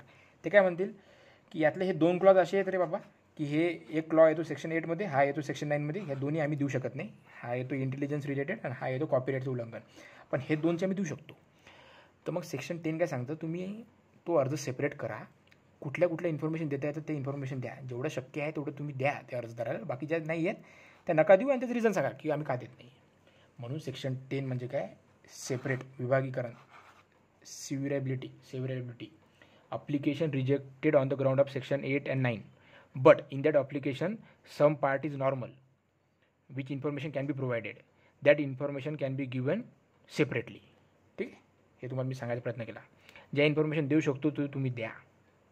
पूर्ण अर्ज वाचा आणि डायरेक्टच फेटाळा असं नाही. त्यात काही गोष्टी देता येत असेल तर त्या द्या, आणि ज्या देता येत नाही त्या तुम्ही देऊ नका. सेक्शन 8 आणि सेक्शन 9 नुसार तुम्ही ते फेटाळू शकता. आता नेक्स्ट आहे सेक्शन 11. सेक्शन 11 काय आहे? Third party. Section 11 third party. Already 1 तासाचा व्हिडिओ झाला आहे. Third party.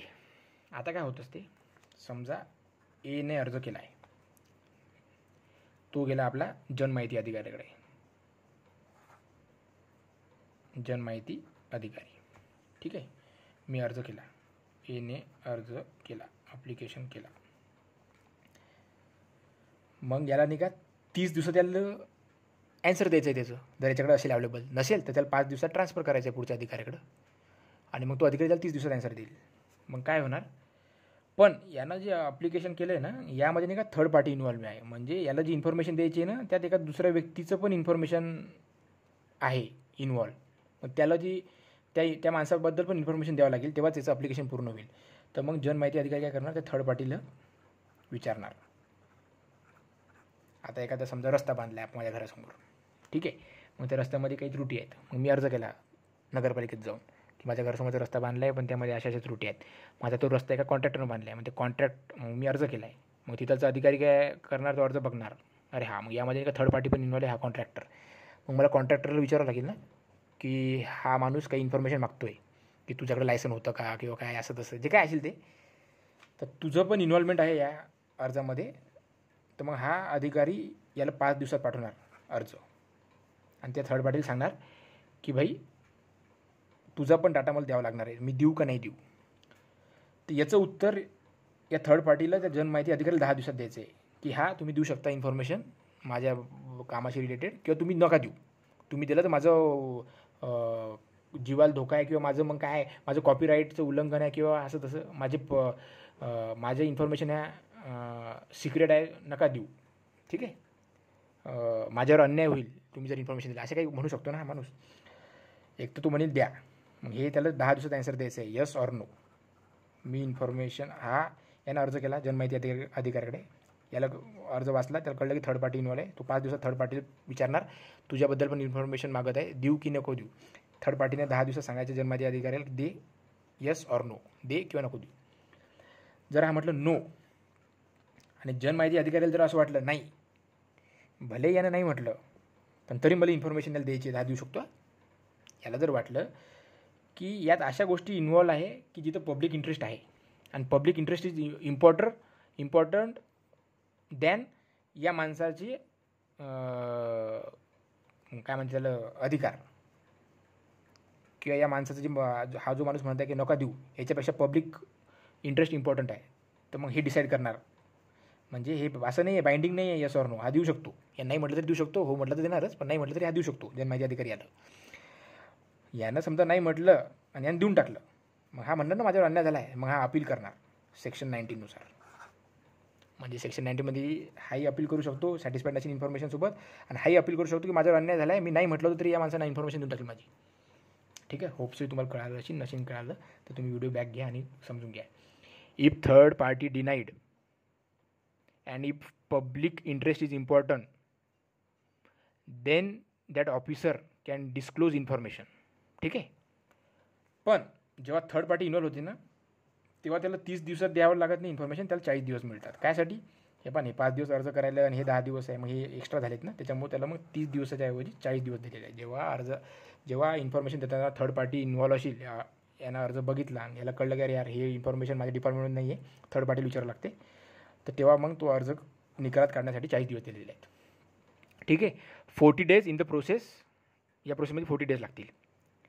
आता एला ॲन्सर मिळणार, पण थर्ड पार्टीला जर वाटलं की यार हे माझं ऑब्जेक्शन आहे याच्यावर, कारण की माझ्यावर अन्याय झाला आहे, थर्ड पार्टीला वाटलं माझ्यावर अन्याय झाला आहे, तर तो फर्स्ट अपील ऑफिसरकडं अपील करणार, प्रथम अपीली अधिकारीकडे अपील करणार अंडर सेक्शन 19.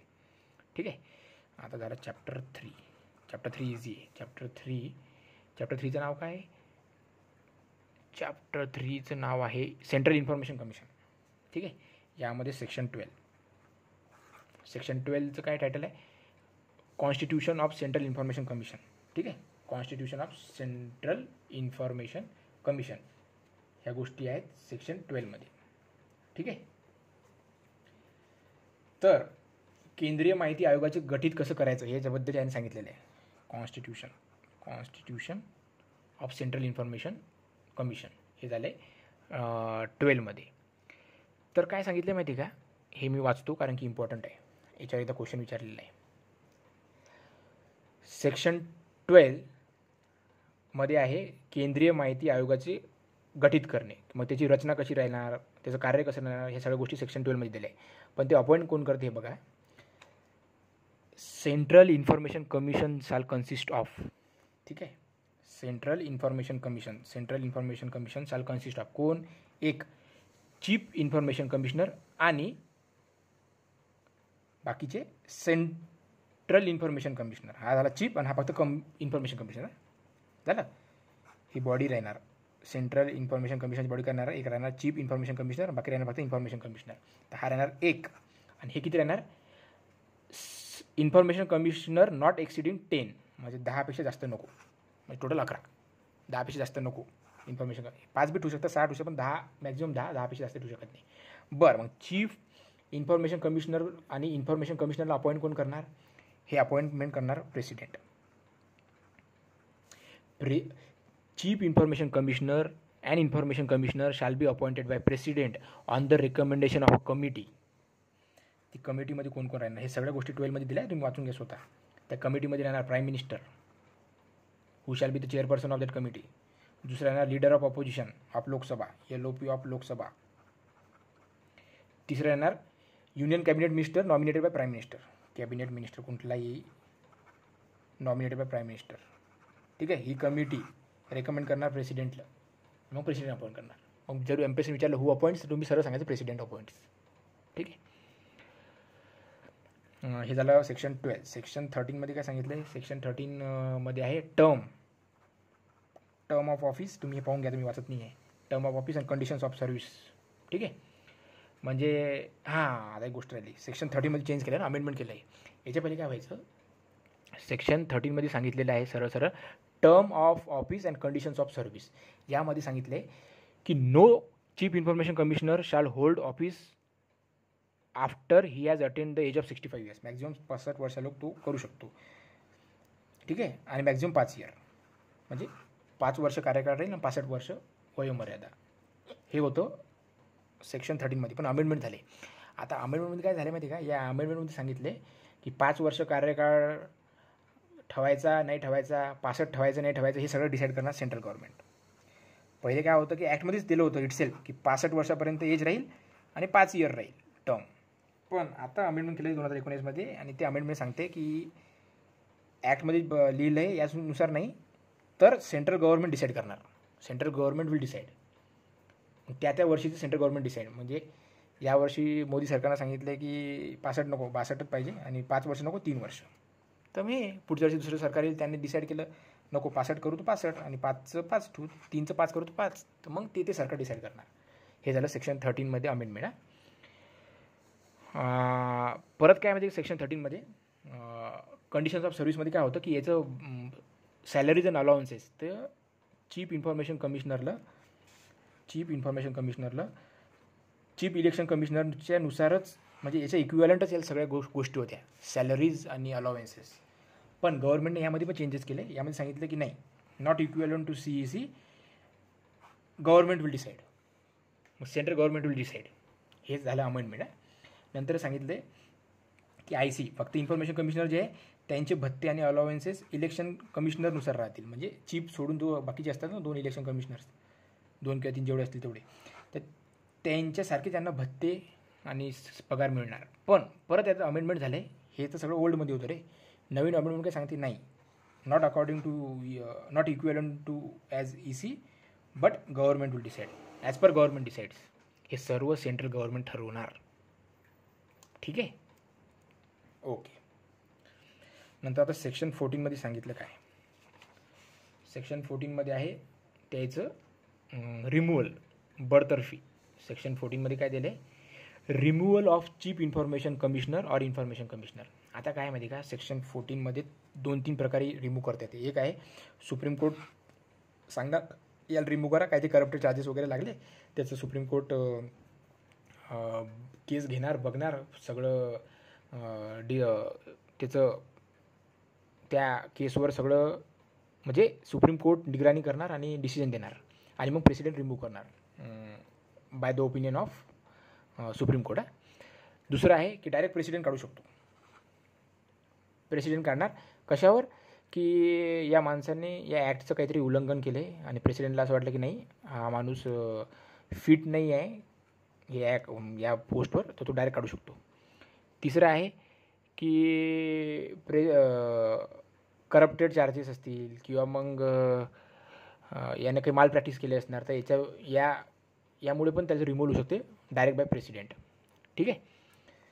तर सेक्शन 14चा क्लॉज 1 काय सांगतो की सुप्रीम कोर्ट रिमूव्ह करणार, म्हणजे सुप्रीम कोर्ट सांगणार प्रेसिडेंटला तुम्ही याला रिमूव्ह करू शकता, याच्यावरचे जे आहे चार्जेस ते खरे आहेत वगैरे. आणि 2मध्ये सांगितलं की प्रेसिडेंट डायरेक्ट करू शकतो जर हा माणूस तिथला जो आहे इन्फॉर्मेशन कमिशनर किंवा चीफ इन्फॉर्मेशन कमिशनर हे अकॉर्डिंग टू ॲक्ट किंवा अकॉर्डिंग टू लॉ काम करत नाही आहे आणि ते अनफिट आहे हे काम करण्यासाठी, कारण की काही पण रिझन राहू शकते. करप्टेड आहेत किंवा त्यांनी पैसे खाल्ले, तेच करप्टेड पैसे खाणं एकच आहे, किंवा ते अनसाऊंड माइंड मेंटल आहेत, पागल झालेत ते मग कशावरही ते काढू शकते. ठीक आहे. तर 14मधलं 1 वाचतो मी, ती इम्पॉर्टंट आहे. Chief information commissioner or any information commissioner shall be removed from his office only by order of president on the ground of proved misbehavior or incapacity after the Supreme Court on a reference made to it by president has on inquiry reported that a chief information commissioner or any information commissioner must be removed. ठीक आहे. जर काही misbehaviour किंवा इनकॅपॅसिटीच्या याच्यावर supreme कोर्टने inquiry केली आणि ती prove झाली तर मग प्रेसिडेंट रिमूव्ह करणार. ठीक आहे. हे झालं 14चं क्लॉज 1. 14च्या क्लॉज 2मध्ये मी तुम्हाला सांगितलं प्रेसिडेंट डायरेक्ट रिमूव्ह करणार की तो बँकक्रप्ट आहे, म्हणजे किंवा तो दुसऱ्या अगेन्स्ट लॉ काम करतो आहे किंवा मग तो इन्फॉर्मेशन देत नाही, लपून ठेवतो आहे, ह्या गोष्टी करत असेल, झोल झाल करतो आहे, तर मग तो डायरेक्ट प्रेसिडेंट काढू शकतो. ठीक आहे. हे झालं सेंट्रलसाठी आहे. स्टेटसाठी गव्हर्नर काढतो. आता पुढे बघू आपण काय आहे. हे झालं सेक्शन 12, 13, 14. हे रिलेटेड होतं सेंट्रलशी. म्हणजे इथे काय होणार, सेंट्रल इन्फॉर्मेशन कमिशनर चं गठन. ठीक आहे. आपण बघितलं ना 12मध्ये काय सांगितलेलं आहे. 12मध्ये काय आहे, constitution of central information commissioner, म्हणजे ते अपॉइंटमेंट वगैरे. 13मध्ये काय सांगितलं, term of office and conditions of service. 14मध्ये काय सांगितलं, त्याचं removal of chief information commissioner और इन्फॉर्मेशन कमिशनर. हे झालं चॅप्टर 3 होता हा. तर चॅप्टर 4. ठीक आहे. म्हणजे 12, 13, 14. ठीक आहे. चॅप्टर 3 12, 13, 14 आणि चॅप्टर 4 हे होतं सेंट्रलशी रिलेटेड, हे होतं स्टेटशी रिलेटेड. तर 15, 16, 17 सेम आहे. ते 15, 16, 17मध्ये काय आहे, इकडे होतं constitution of central information commission, तर इथं आहे constitution of state information commission. Every state government shall appoint information commissioner office. ठीक आहे. ठीक आहे. नंतर मग त्यात कोण कोण राहणार, स्टेट चीफ इन्फॉर्मेशन कमिशनर आणि information commissioner. Same information commissioner 10पेक्षा जास्त नको. हे सगळ्या गोष्टी त्यात दिलेल्या आहेत 15मध्ये. 16मध्ये काय राहणार, terms and condition of office. Terms and conditions, तेच टर्म्स अँड कंडिशन. जुने 65 होतं, तर परत सेक्शन 16मध्ये ते अमेंडमेंट केलं आहे. आता ॲज पर सेंट्रल गव्हर्नमेंट, इथं स्टेट गव्हर्नमेंट नाही, तुम्ही कन्फ्यूज होसाल. हां, असं होऊ शकते. हे सेंट्रल आहे, हे स्टेट आहे, तर तुम्ही काय म्हणसाल भाई terms and condition as per state government. नाही, अमेंडमेंटमध्ये काय सांगितलं आहे की ऑलरेडी इथं दिलेलं होतं 65 इयर्स आणि याचे पर्क्स राहणार as equivalent to state election कमिशनच्या चीफनुसार. ठीक आहे. किंवा स्टेट इलेक्शन कमिशनरनुसार हे राहणार स्टेटमधले इन्फॉर्मेशन कमिशनरचे अलाउन्स आणि भत्ते. पण यात अमेंडमेंट काय झालं आहे की as per central government decide, not as per state government, as per central government. हा एकदम इम्पॉर्टंट आहे, विचारू शकते. सेक्शन 13 आणि सेक्शन 16मध्ये काय अमेंडमेंट झाले आहे ते तुम्हाला कळलं असणार. सेक्शन 13मध्ये अमेंडमेंट काय आहे की पहिले सांगितलं होतं की सेंट्रल चीफ इन्फॉर्मेशन कमिशनरला चीफ इलेक्शन कमिशनरच्या नुसारच पगार वगैरे मिळणार, त्याच्या इक्वेलंटच पगार मिळणार. 65 एज राहणार मॅक्झिमम आणि 5 वर्ष कार्यकाळ राहणार. हे सगळ्या गोष्टी त्यांनी कॅन्सल केल्या सेंट्रल गव्हर्नमेंटने आणि सांगितलं ॲज पर सेंट्रल गव्हर्नमेंट. आम्ही जे डिसाईड करू ते वेळेवर आम्ही सांगू काय काय नाही. सेक्शन 16मध्ये होतं की स्टेट इन्फॉर्मेशन कमिशनचे जे अधिकारी आहेत त्यांना स्टेट इलेक्शन कमिशनरच्या अधिकाऱ्यानुसार पगार व भत्ते मिळणार, मॅक्झिमम 65 एज आणि 5 इयर्स टर्म. परत सेंट्रल गव्हर्नमेंट सांगितलं यात अमेंडमेंट करून की नाही, हे as per central government decide, not state आहे. तुम्ही इथं कन्फ्यूज झाला, हा स्टेटचा चॅप्टर आहे म्हणून तुम्ही स्टेट करता नाही. 17मध्ये काय होतं, removal of state chief information commissioner और स्टेट इन्फॉर्मेशन कमिशनर. ठीक ना, म्हणजे 12, 13, 14, 15, 16, 17 एक्झॅक्टली सेम आहेत. Removal of state chief information commissioner और स्टेट इन्फॉर्मेशन कमिशनर. हां, आता काय होतं 14मध्ये इथं होतं सुप्रीम कोर्ट डिसाईड, तर इथं हायकोर्ट डिसाईड असं नाही, इथं पण सुप्रीम कोर्ट डिसाईड. आपण वाचलं होतं ना की रिमूव्हल 2 गोष्टीवर आहे. एक आहे प्रेसिडेंट रिमूव्ह करू शकतो डायरेक्ट, एक आहे की सुप्रीम कोर्ट त्याची केस बघणार, इन्क्वायरी करणार आणि मग रिपोर्ट देणार प्रेसिडेंटला की याला रिमूव्ह करा, यानं केलं आहे गोंधळ, याला रिमूव्ह करा. हे झालं 14मध्ये 2 गोष्टी. 17मध्ये पण 2 गोष्टीवर आहे. एक आहे की डायरेक्ट त्याला गव्हर्नर रिमूव्ह करणार, इथं प्रेसिडेंट होता, इथं गव्हर्नर रिमूव्ह करणार, आणि इथं त्याला गव्हर्नर रिमूव्ह करणार, but not on the recommendation और opinion of high court, on the opinion of state supreme कोर्टच. इथं पण सुप्रीम कोर्टच आहे. तुम्ही मस्त स्टेटचं आहे मग हायकोर्ट नाही, सुप्रीम कोर्टच आहे, हे लक्षात ठेवा. मी वाचतो परत.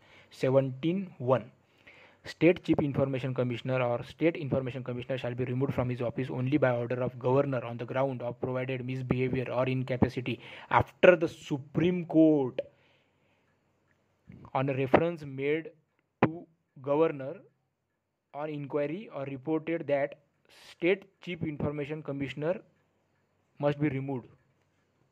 ठीक आहे, तुम्ही तो ॲक्ट वाचून घ्या, तुम्हाला कळून जाईल.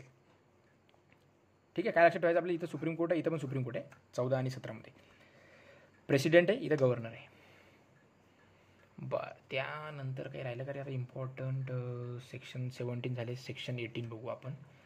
हां, सेक्शन 18 मी शॉर्टकटमध्ये सांगतो. सेक्शन 18मध्ये काय सांगितले की power and function of information commissioner, sorry commission ना, power and function of information commissions, म्हणजे स्टेटचे असो का सेंट्रलचे असो, तर यांना सिव्हिल कोर्टचे पॉवर राहणार. सिव्हिल कोर्ट, दिवाणी न्यायालय, सिव्हिल कोर्टचे पॉवर राहणार. ठीक आहे, हे सांगितलं आहे.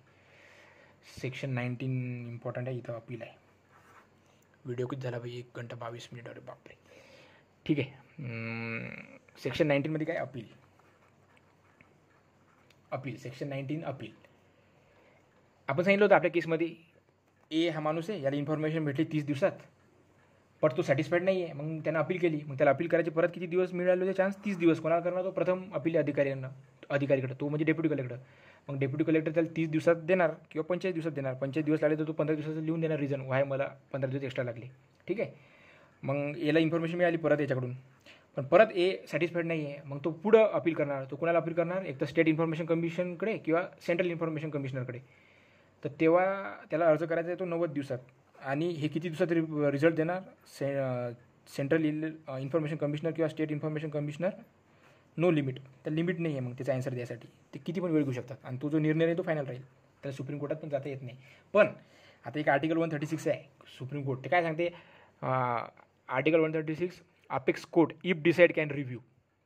मग ते कुठल्या ट्रिब्युनलचा असो किंवा चीफ इन्फॉर्मेशन कमिशनरचं असो की कुठले बी जजमेंट. आता काय झालं आहे, इंडियामध्ये अशी कुठली गोष्ट राहिली नाही की त्याला ज्युडिशियल रिव्ह्यू नाही आहे. 136 असं आहे ना, जर सुप्रीम कोर्टला आलं तर सुमोटो घेऊ शकते, तो स्वतः डिसाईड करू शकते किंवा आम्ही रिव्ह्यू करतो. यात सांगितलं की फायनल डिसिजन राहील, याला रिव्ह्यू काही नाही आहे, कोर्टात जाता येणार नाही, काही नाही, फायनल डिसिजन. पण जर कोर्टाला वाटलं की नाही सुमोटो घ्यावा किंवा ज्युडिशियल रिव्ह्यू करू, तर करू शकतात ते ज्युडिशियल रिव्ह्यू. आता ज्युडिशियल रिव्ह्यू राहिलाच नाही रे बाबा. म्हणजे असं नाहीच की कुठल्या गोष्टी ज्युडिशियल रिव्ह्यू नाही आहे, स्पीकरच्या बी गोष्टी ज्युडिशियल रिव्ह्यू लागतोच. चला जाऊ दे, हे पॉलिटिक्स नको आता याच्या मदत. हे झालं सेक्शन 19 ना. आणि तो डिसिजन फायनल राहणार. डिसिजन हे डबल त्यानं अपील केलं आहे ना इकडं मोठ्या ऑफिसरकडे, ते 90 दिवसात अर्ज केला आहे आणि हे देणार त्याला ॲन्सर, त्याला लिमिट नाही आहे, आणि जे पण ॲन्सर राहील ते फायनल राहील. सेक्शन 20 सांगते पेनाल्टीज. MPSCनं विचारलं आहे की which section of right to information act states किंवा टॉक्स अबाउट पेनाल्टीज, सेक्शन 20 आहे. सेक्शन 20 काय सांगते माहिती काय, जर एखाद्या माणसाने इन्फॉर्मेशन देताना चुकीची इन्फॉर्मेशन दिली तर त्याला डायरेक्ट रिमूव्ह करू शकते, त्याच्यावर डिसिप्लिनरी ॲक्शन घ्या. किंवा त्या माणसाला दिलेले आहे 30 दिवस आणि तो मुद्दामून टाईमपास करतो आहे, वेळ लावतो आहे, तर प्रत्येक दिवसाचे 250 रुपये फाईन लागेल त्या ऑफिसरला. ईच डे 250 रुपीजचं फाईन द्यावा लागेल त्या माणसाला. ठीक आहे, ईच डे 250 रुपीज. तर असं मॅक्झिमम 25,000 रुपयेपर्यंत दंड लागू शकतो. अरे हा सेक्शन 90मध्ये गोष्ट आली. हे झालं एच रे, ए अर्ज करणार वगैरे, पण थर्ड पार्टी पण इन्व्हॉल्व आहे याच्यात. तर थर्ड पार्टी पण इथं सेक्शन 90नुसारच अपील करणार. पण आता तो अपील करतो आहे ना, तर मग डायरेक्ट प्रथम अपिली अधिकारी, सेम प्रोसेस, आणि तिथून पण सॅटिस्फाईड नसणार तर मग चीफ इन्फॉर्मेशन कमिशनर आणि सेंट्रल इन्फॉर्मेशन कमिशनर आणि स्टेट इन्फॉर्मेशन कमिशनर. ठीक आहे. सेक्शन 20मध्ये पेनल्टीज झाले, रोजचे 250 रुपये, असे मॅक्झिमम 25,000 रुपये लागू शकतात पेनल्टी, आणि नाही तर मग डिसिप्लिनरी ॲक्शन. आता झालं चॅप्टर 6 पाहू आपण. लास्ट चॅप्टर आहे तो, म्हटलं मी 6 चॅप्टर आहे त्याच्यात. चॅप्टर 6 काय, सेक्शन 21 काय सांगते, वरच्यावर वाचतो आता. 21 सांगते protection of action taken in good faith. कधी कधी नाही का, हे जे ऑफिसर आहेत, जनमाहिती अधिकारी वगैरे, यांनी जी इन्फॉर्मेशन दिली आणि ती इन्फॉर्मेशन त्यांनी सांगितलं की नाही यार हे आम्ही डिस्क्लोज करू शकत नाही, पण नंतर कळलं की ती इन्फॉर्मेशन अशी नव्हती की डिस्क्लोज करता येत नव्हती, पण त्याच्या मागचा जर हेतू त्याचा बघितला की त्याला माहीतच नव्हतं या त्या ऑफिसरला, त्याने गुड फेथमध्ये त्याने ॲक्शन घेतली होती ती, तर त्याच्यावर कुठलं ॲक्शन होणार नाही, म्हणजे त्याच्यावर कुठलंच काही सेक्शन 20नुसार कोणती पेनल्टी लागणार नाही. Protection of action taken in good faith हे सांगितलं आहे 20मध्ये, सेक्शन 20. ठीक आहे, कारण की त्याला एक अपॉर्च्युनिटी आहे रे, त्याला पण त्याचं पण ऐकलं पाहिजे. डायरेक्ट पेनल्टी नका देऊ, रिजनेबल जर अशी काही रिझन व्हॅलिड तर मग त्याचं तुम्ही ऐकलं पाहिजे. 22 काय सांगते, act to have over riding effect. Section 22 act to have over riding effect म्हणजे काय, स्टेटचा आणि सेंट्रलचा जर होत असेल, काय म्हणजे झालं, आता स्टेटचा पण ॲक्ट आहे आणि सेंट्रलचा पण ॲक्ट आहे समजा, तर तो सेंट्रलचा ॲक्टच वर्चस्व वगैरे राहणार.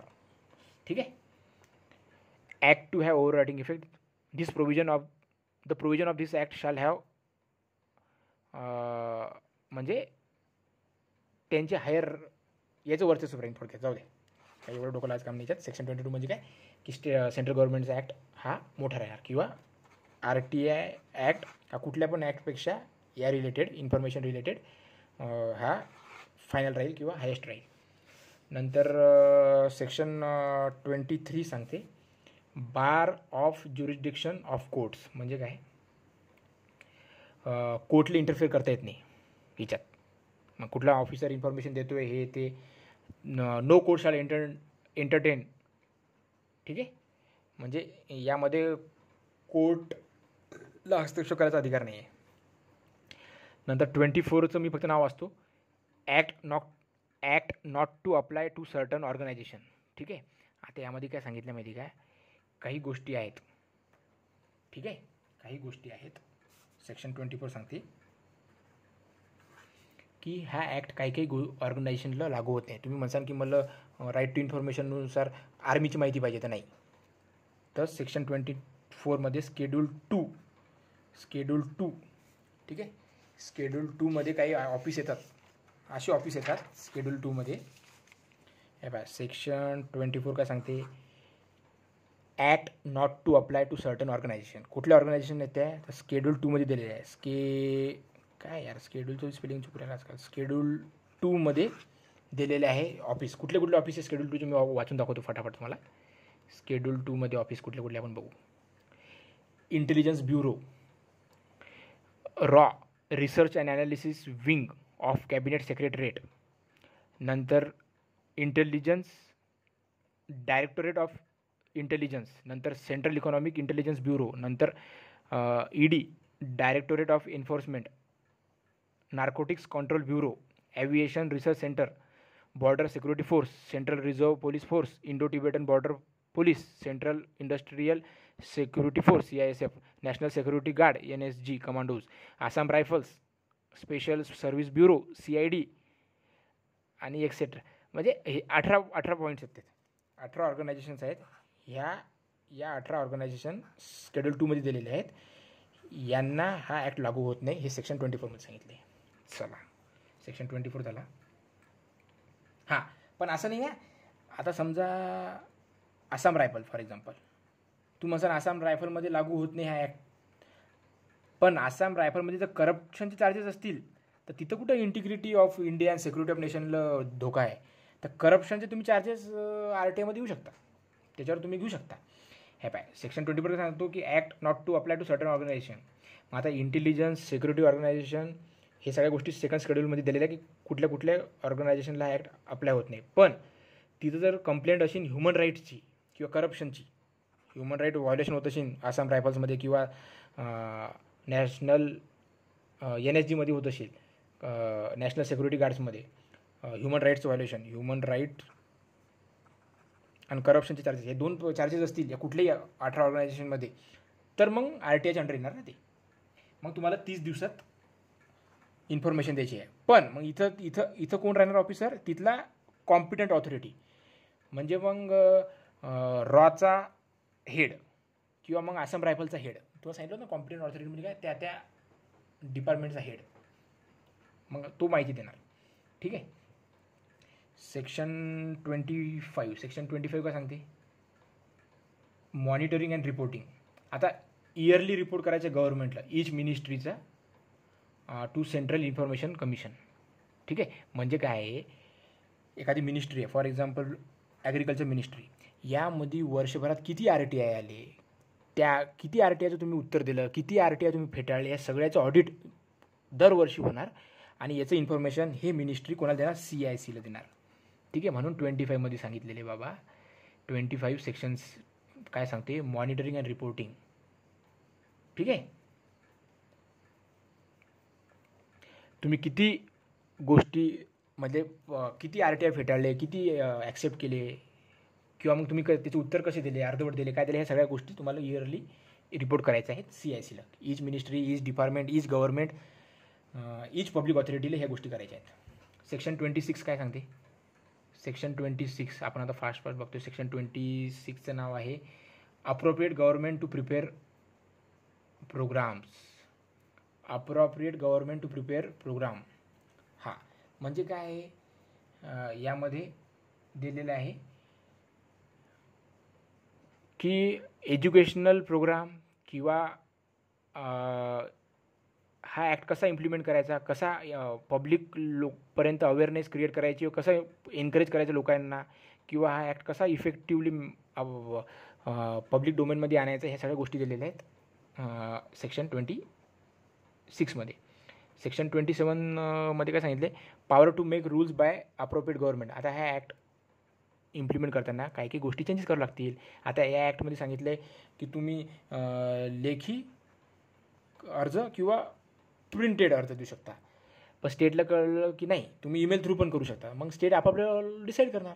स्टेटला अधिकार आहे त्या लॉमध्ये थोडंफार चेंजेस करायचे. पॉवर टू मेक रूल्स, काही काही रूल्स हा ॲक्ट ऑन ग्राउंड अप्लाय करताना काय अडचणी येत असतील, त्या अडचणी सुधारणा करण्यासाठी काही रूल्स बनवत असतील ती अप्रोप्रिएट गव्हर्नमेंट, तर मग ती करू शकते. प्रत्येक डिपार्टमेंट आपापले चेंजेस करू शकते. हे सांगितलं 27मध्ये. 28मध्ये काय सांगितले? Powers to make rules by competent authority. तेच 29 सांगितले लेईंग ऑफ रूल्स. मग हे जे रूल्स असणार ना, हे रूल्स तुम्ही जेव्हा टाकसान तेव्हा स्टेट लेजिस्लेचरमध्ये ते पास केले पाहिजे. Every rule made under this act by state government shall be laid as soon as or after it is notified before state legislature. आणि तिकडे पार्लमेंटमध्ये काही सेंट्रल गव्हर्नमेंटच्या ऑथॉरिटीने काही चेंजेस केले असेल या ॲक्टमध्ये, काही रूल्स टाकले असेल, तर ते रूल्स तुम्हाला पार्लमेंटमध्ये मांडायचे आहेत किंवा पार्लमेंटला सांगायचे तरी आहेत ॲटलिस्ट. सेक्शन 30 आहे पॉवर टू रिमूव्ह डिफिकल्टीज. ठीक आहे.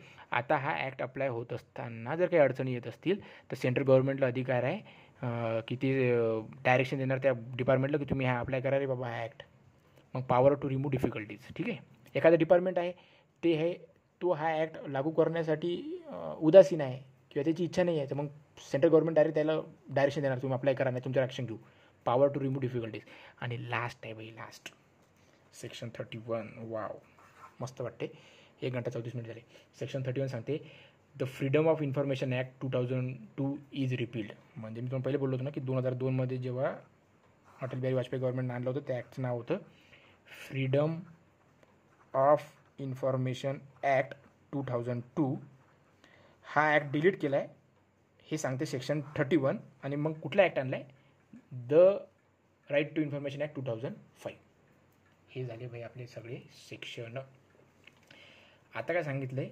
First schedule. 2 स्केड्यूल सांगितलं मी तुम्हाला. स्केड्यूल किती आहेत? 2 आहेत. 6 चॅप्टर आहेत, 31 सेक्शन आहेत आणि 2 स्केड्यूल आहेत. तर त्यातलं स्केड्यूल फर्स्ट आणि स्केड्यूल सेकंड. तर स्केड्यूल फर्स्टमध्ये काय दिलं आहे? फॉर्मॅट दिला आहे. कशाचं माहिती आहे का? जर चीफ इन्फॉर्मेशन कमिशनर आणि इन्फॉर्मेशन कमिशनर आणि स्टेटमध्ये स्टेट इन्फॉर्मेशन कमिशनर आणि इन्फॉर्मेशन कमिशनर यांना ओथ घ्यायची आहे या सीटवर बसताना, मग ती ओथचा फॉर्मॅट काय असणार हे सांगितलेलं आहे फर्स्ट स्केड्यूलमध्ये. आणि सेकंड स्केड्यूलमध्ये 18 ऑर्गनायझेशन दिलेले आहेत की ज्या एक्झेम्प्टेड आहेत या ॲक्टनुसार, किंवा हा ॲक्ट या 18 ऑर्गनायझेशनला लागू होत नाही. पण जर ह्युमन राईटचं व्हायलेशन असेल आणि करप्शन चार्जेस असेल तर मग लागू होणार. आता काही इम्पॉर्टंट केसेस आहेत. इम्पॉर्टंट केसेस ते तुम्हाला माहिती असल्याच पाहिजे. फर्स्ट केस आहे 1975 राजनारायण वर्सेस यूपी गव्हर्नमेंट. ठीक आहे, Allahabad. Rajnarayan versus UP government यात सांगितलं होतं सुप्रीम कोर्टनं की नागरिकांना सार्वजनिक निधीतून होणाऱ्या सर्व व्यवहाराची तपशील जाणून घेण्याचा अधिकार आहे. ठीक आहे, नागरिकांना सार्वजनिक निधीतून होणाऱ्या सर्व व्यवहाराचे तपशील जाणून घेण्याचा अधिकार आहे. तेव्हा सुप्रीम कोर्टने सांगितलं होतं की responsible government should have minimum secrets. मस्त वाक्य आहे, माझ्या आवडीचं वाक्य आहे. Responsible government should have minimum secrets. तर तुम्ही हे एसे-गिसेमध्ये यूज करू शकता. हे बरं, चला. Case 2 SP Gupta versus union of India 1982. यामध्ये सांगितलं होतं की freedom of expression and speech includes right to information. म्हणजे जे 1986मध्ये ते होतं ना जयपूर म्युन्सिपल कॉर्पोरेशन, तिथं गव्हर्नमेंट म्हणजे सुप्रीम कोर्टनं सांगितलं होतं की freedom of expression and speech is incomplete without right to information. तेच रिपीट केलं आहे किंवा तेच सांगितलं 1982मध्ये सुप्रीम कोर्टनं, आणि 1986मध्ये त्याने तेच रिपीट केलं की विदाऊट माहिती जर माहिती मिळाली तेव्हाच हे लोक बोलतील ना, असं काहीतरी सांगितलं होतं. मी तुम्हाला स्टार्टिंगला बोललो होतो त्याच गोष्टी येत आहे. आणि तिसरी केस आहे. ह्या 3 केस इम्पॉर्टंट म्हणून लक्षात ठेवायचे आहे. People's union for civil liberty versus union of India 2004. People's union for civil liberty. People's union for civil liberty versus union of India 2004 ची केस आहे. सुप्रीम कोर्टनं सांगितलं या केसमध्ये की यांनी राईट टू इन्फॉर्मेशनचं फुल डिटेलमध्ये इंटरप्रिटेशन केलं सुप्रीम कोर्टने, आणि राईट टू इन्फॉर्मेशनचं मिनिंग काय हे एक्सप्लेन केलं या केसमध्ये. ओके, आता नाही का माझ्याकडे सगळे पेपर आहेत, क्वेश्चन पेपर, पण आपण नाही का एकच सॅम्पल म्हणून आता एवढं आपण ॲक्ट बघितलं आहे. तर लास्ट इयरला जेवढे क्वेश्चन आले होते त्यातले आपल्याला ॲन्सर जमतात का आता आपण बघू. ठीक आहे, आपण या पहिले ॲक्ट बघितले पण आपण कधीच क्वेश्चन बघितले नव्हते.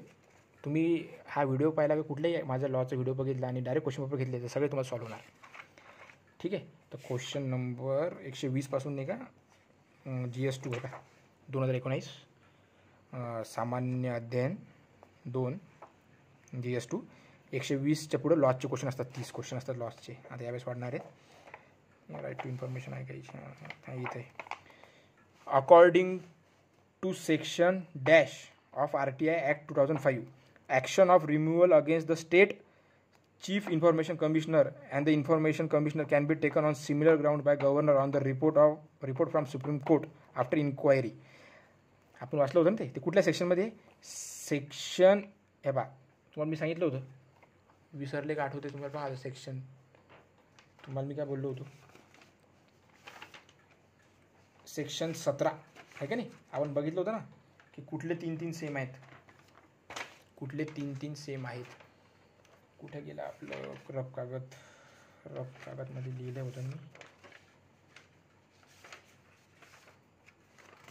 बघा हां इथे हे बा, हे आपण बघितलं होतं बा 12, 13, 14, 15, 16, 17. ठीक आहे, 12मध्ये काय सांगितलं होतं आपण? 12मध्ये काय सांगितलं होतं? 12मध्ये कॉन्स्टिट्यूशन म्हणजे ते गठीत करायचं. 13मध्ये आहे त्याचं term of office and condition of service, आणि 14मध्ये आहे रिमूव्हल. सेम 15मध्ये तिचं ते ऑफिसचं कॉन्स्टिट्यूशन म्हणजे गठीत करायचं ते ऑफिस कसं काय, terms and service of condition त्या ऑफिसची, आणि 17मध्ये रिमूव्हल. तर 17(1) हा क्लॉज मी वाचून दाखवला होता हा तुम्हाला. आता याचा ॲन्सर जमला आहे. ठीक आहे. हे पाहिजे इथं सुप्रीम कोर्ट लिहिलं, हायकोर्ट नाही आहे, सुप्रीम कोर्ट. म्हणजे कोणाला रिमूव्ह करायचं आहे, स्टेट चीफ इन्फॉर्मेशन कमिशनरला रिमूव्ह करायचं आहे. ते गव्हर्नर रिमूव्ह करणार. स्टेट म्हटलं गव्हर्नर, सेंटर म्हटलं प्रेसिडेंट. पण रिपोर्ट कोणाचे आहेत, सुप्रीम कोर्टचे दोन्ही ठिकाणी. कुठल्या याच्या नसर आहे, कुठल्या सेक्शननुसार, सेक्शन 17(1). आता हे झालं 123. नंतर हा इकडे 124 पण आहे. अकॉर्डिंग टू सेक्शन 2, सेक्शन 2मध्ये काय असतात, डेफिनेशन्स असतात. Clause dash of right to information act 2005, third party means a person other than a citizen making a request for information and includes public authority. तर कुठल्या क्लॉजमध्ये आहे ते, कुठल्या क्लॉजमध्ये आहे. तर आपण डेफिनेशन बघितलं बघा, आपण डेफिनेशन्स बघितल्या होत्या. तर मी याची डेफिनेशन दिली होती बहुतेक. हे बघा, डेफिनेशन्स सेक्शन 2 मध्ये थर्ड पार्टी डेफिनेशन आहे, म्हणून क्लॉज एन येईल. थर्ड पार्टीची definition according to section 2 clause N of right to information act, third पार्टीची डेफिनेशन. त्यानंतर कुठला क्वेश्चन आहे, 128. Central information commissioner is appointed by president by the committee. ते 3 लोकांची कमिटी असते, आपण बघितलं होतं ना. हे बघा, ही कमिटी होती, प्रेसिडेंट अपॉइंट करणार. एक कमिटी आहे, ती कमिटी 3 लोकांची, PM आहे, लीडर ऑफ ऑपोजिशन आहे लोकसभाचा, आणि कॅबिनेट मिनिस्टर आहे, प्रेसिडेंट. किती इझी जाते एकदा लॉ माहीत पडल्यावर. तुम्ही कुठलाही क्वेश्चन पेपर घ्या आता, आणि आजचा जो लॉ आहे त्याचे क्वेश्चन बघा, सगळे इझी वाटणार. 131. According to section 7 clause dash of right to information act 2005 where a request has been rejected under the subsection 1 the PIO shall communicate to the person making the request. आता काय माहिती काय, section 7 काय होतं आपलं, section 7मध्ये काय सांगायचो आपण, की तुम्हाला 30 दिवसात निकाल काढायचा आहे. ठीक आहे. आणि एक तर निकाल काढायचा आहे, किंवा मग तुम्हाला रिजेक्ट करायचं आहे. रिजेक्ट करत असणार तर तुम्हाला रिझन द्यावं लागेल काय रिजेक्ट करतोय. ठीक आहे. मग तुम्ही सांग की सेक्शन 8च्या गोष्टीनुसार मी रिजेक्ट करतो आहे. तर याचा ॲन्सर आहे क्लॉज 6. कारण की जर तुम्ही लॉ वाचणार तर सेक्शन 7मध्ये क्लॉज 6मध्ये हे तिन्ही गोष्टी ॲज इट इज दिलेल्या आहे. Reason for such rejection, period within which and appeal against such rejection may be preferred, आणि पर्टिक्युलर्स ऑफ ॲपिलेट ऑथॉरिटी. तर या गोष्टी सांगून ते रिजेक्ट करणार. ते क्लॉज 6मध्ये दिले. तुम्ही जेव्हा 8 वाचणार तेव्हा कळणार तुम्हाला. म्हणजे आपण ते बघितलं नव्हतं. 140 मी पण क्वेश्चन काही पेपर बघितला नव्हता, ज्यामुळे 140 क्वेश्चन हा पहा. Under the provision of right to information act certain information is not disclose. Section 8 इथे माहिती तुम्हाला, सेक्शन 8 नॉट डिस्क्लोज आपण बघितलं होतं ना. हे section 8 exemption from disclose RTI, not disclose section 8. एवढं इझी आहे. 1 घंटा 43 मिनिट झाले, 2 मिनटं बोलतो अजून, आणि हा व्हिडिओ स्टॉप करतो. आता आपण त्याच्या पहिले जे 3 व्हिडिओ बघितलेले आहेत, किंवा मी 3 का 4 व्हिडिओ बनवले आहेत, मी 3 बनवलेत. लॉज, महाराष्ट्र लँड रेव्हेन्यू, चांगला रिस्पॉन्स आहे याला, 500 व्ह्यूज आहेत, जबरदस्त रिस्पॉन्स आहे. I am happy with that. The maintenance of welfare of parents and senior citizen. ठीक आहे. आणि right of children to free and compulsory education, या 3 विचार बनवले आहेत. तर right of children to free and compulsory education act हा पण माझा व्हिडिओ तुम्ही बघून घ्या, मस्त सांगितलेलं आहे. जास्त तुम्हाला पुस्तक वाचायचं काम पडणार नाही, डायरेक्ट लॉ वाचायचा, माझा व्हिडिओ बघून काम होऊन जाईल. तर हाही व्हिडिओ मी चांगला केला आहे. सगळ्या गोष्टी कवर होतात, सगळे क्वेश्चन कवर होतात. आता काय झालं, मी जेव्हा रेकॉर्ड करत होतो ना, आता माझ्याकडे काही असं ॲक्सेसरीज नाही आहे रेकॉर्ड करण्यासाठी. मी माझ्या मोबाईलमधूनच रेकॉर्ड करतो. तर त्याच्यामुळे काय झालं, त्या दिवशी रेकॉर्डिंगच्या वेळेस काय झालं काय माहीत, माझं बॅटरी डाऊन झाली होती, त्याच्यामुळे बहुतेक. The maintenance and welfare of parents and senior citizen act हा मी इतका चांगला सांगितला आहे त्यामध्ये, या दोन्ही ॲक्टपेक्षा चांगला समजून सांगितला होता. पण अनफॉर्च्युनेटली तो व्हिडिओमध्ये माझं साऊंडचं डिस्ट्रॅक्शन आहे, म्हणजे माझा जो आवाज आहे तो मधामधात कटतो. तर त्याच्यामुळे मी जे 1.5 hour मी दिले होते त्याच्यासाठी, ते म्हणजे वाया गेले थोडक्यात. कारण की तो चांगला झाला नाही तो व्हिडिओ. तरी तुम्ही तो व्हिडिओ बघून घ्या. पहिले 30 मिनटं क्लिअर आहेत, मग मधात 15 मिनटं डिस्टॉर्शन आहेत साऊंडमध्ये, मग परत अर्धा घंटा क्लिअर आहे, मग परत 15 मिनटं डिस्टॉर्शन आहेत. त्याच्यामुळं मग ती ज्याची इच्छा असेल त्याने बघून घ्यावा. आणि आजचा आता व्हिडिओ रेकॉर्ड करतो, मला माहीत नाही आहे अपलोड केल्यावर कसा क्लिअरिटी राहील. आता मी याच्या पहिले कधी बोललो नव्हतो कुठल्या व्हिडिओमध्ये की सबस्क्राईब करा वगैरे, पण आज बोलतो आहे. इच्छा असेल तर करून टाका. आपण सगळे लॉज आणि तुम्ही कमेंट करा काय पाहिजे तर आपण इंग्लिशमध्ये सगळ्या गोष्टी बघू. GS1 असो, GS2 असो, GS3. तुम्हाला मी सांगितलं आहे GS3 प्रॉमिस केलं आहे की HR आणि HRD माझ्या इंग्लिशमधल्या नोट्स आहे, मी व्हिडिओ थ्रू ते कवर करणार. थोडा मी वेळ घेतो आहे कारण की मला स्वतःचा पण अभ्यास असतो आणि मग नंतर मी माझ्या सोयीनुसार ती व्हिडिओ बनवणार. ठीक आहे. आता बोलताना पण मी अडथळतो आहे म्हणजे आता खूप वेळ झाला आहे. बाय. व्हिडिओ आवडला तर लाईक करा. आणि 90% व्ह्यूज असे आहेत रे की मला मी ते समजते की 95% लोक फक्त बघतात, पण ते सबस्क्राईब वगैरे काही करत नाहीत. मी यासाठी म्हणतो आहे कारण काय आहे की आपण मग लाईव्ह लेक्चर पण घेऊ शकतो. तर चांगले झाले सबस्क्रायबर तर आपण लाईव्ह लेक्चर वगैरे हे फीचर्स ऑन होऊन जातात. ठीक आहे. शेवटी तुमच्या विजडमवर सोडतो मी. इच्छा असेल तर करा आणि जास्त टाईमपास करू नका, यूट्यूबवर अभ्यास करा. आणि आता एक्झाम बहुतेक सप्टेंबर ऑक्टोबरच्या पुढेच होणार आहे, त्याच्यामुळे चांगला अभ्यास करा. आणि तुमचा फ्लो तुटला असेल तर तुम्ही परत ट्रॅकवर या. All the best. बाय.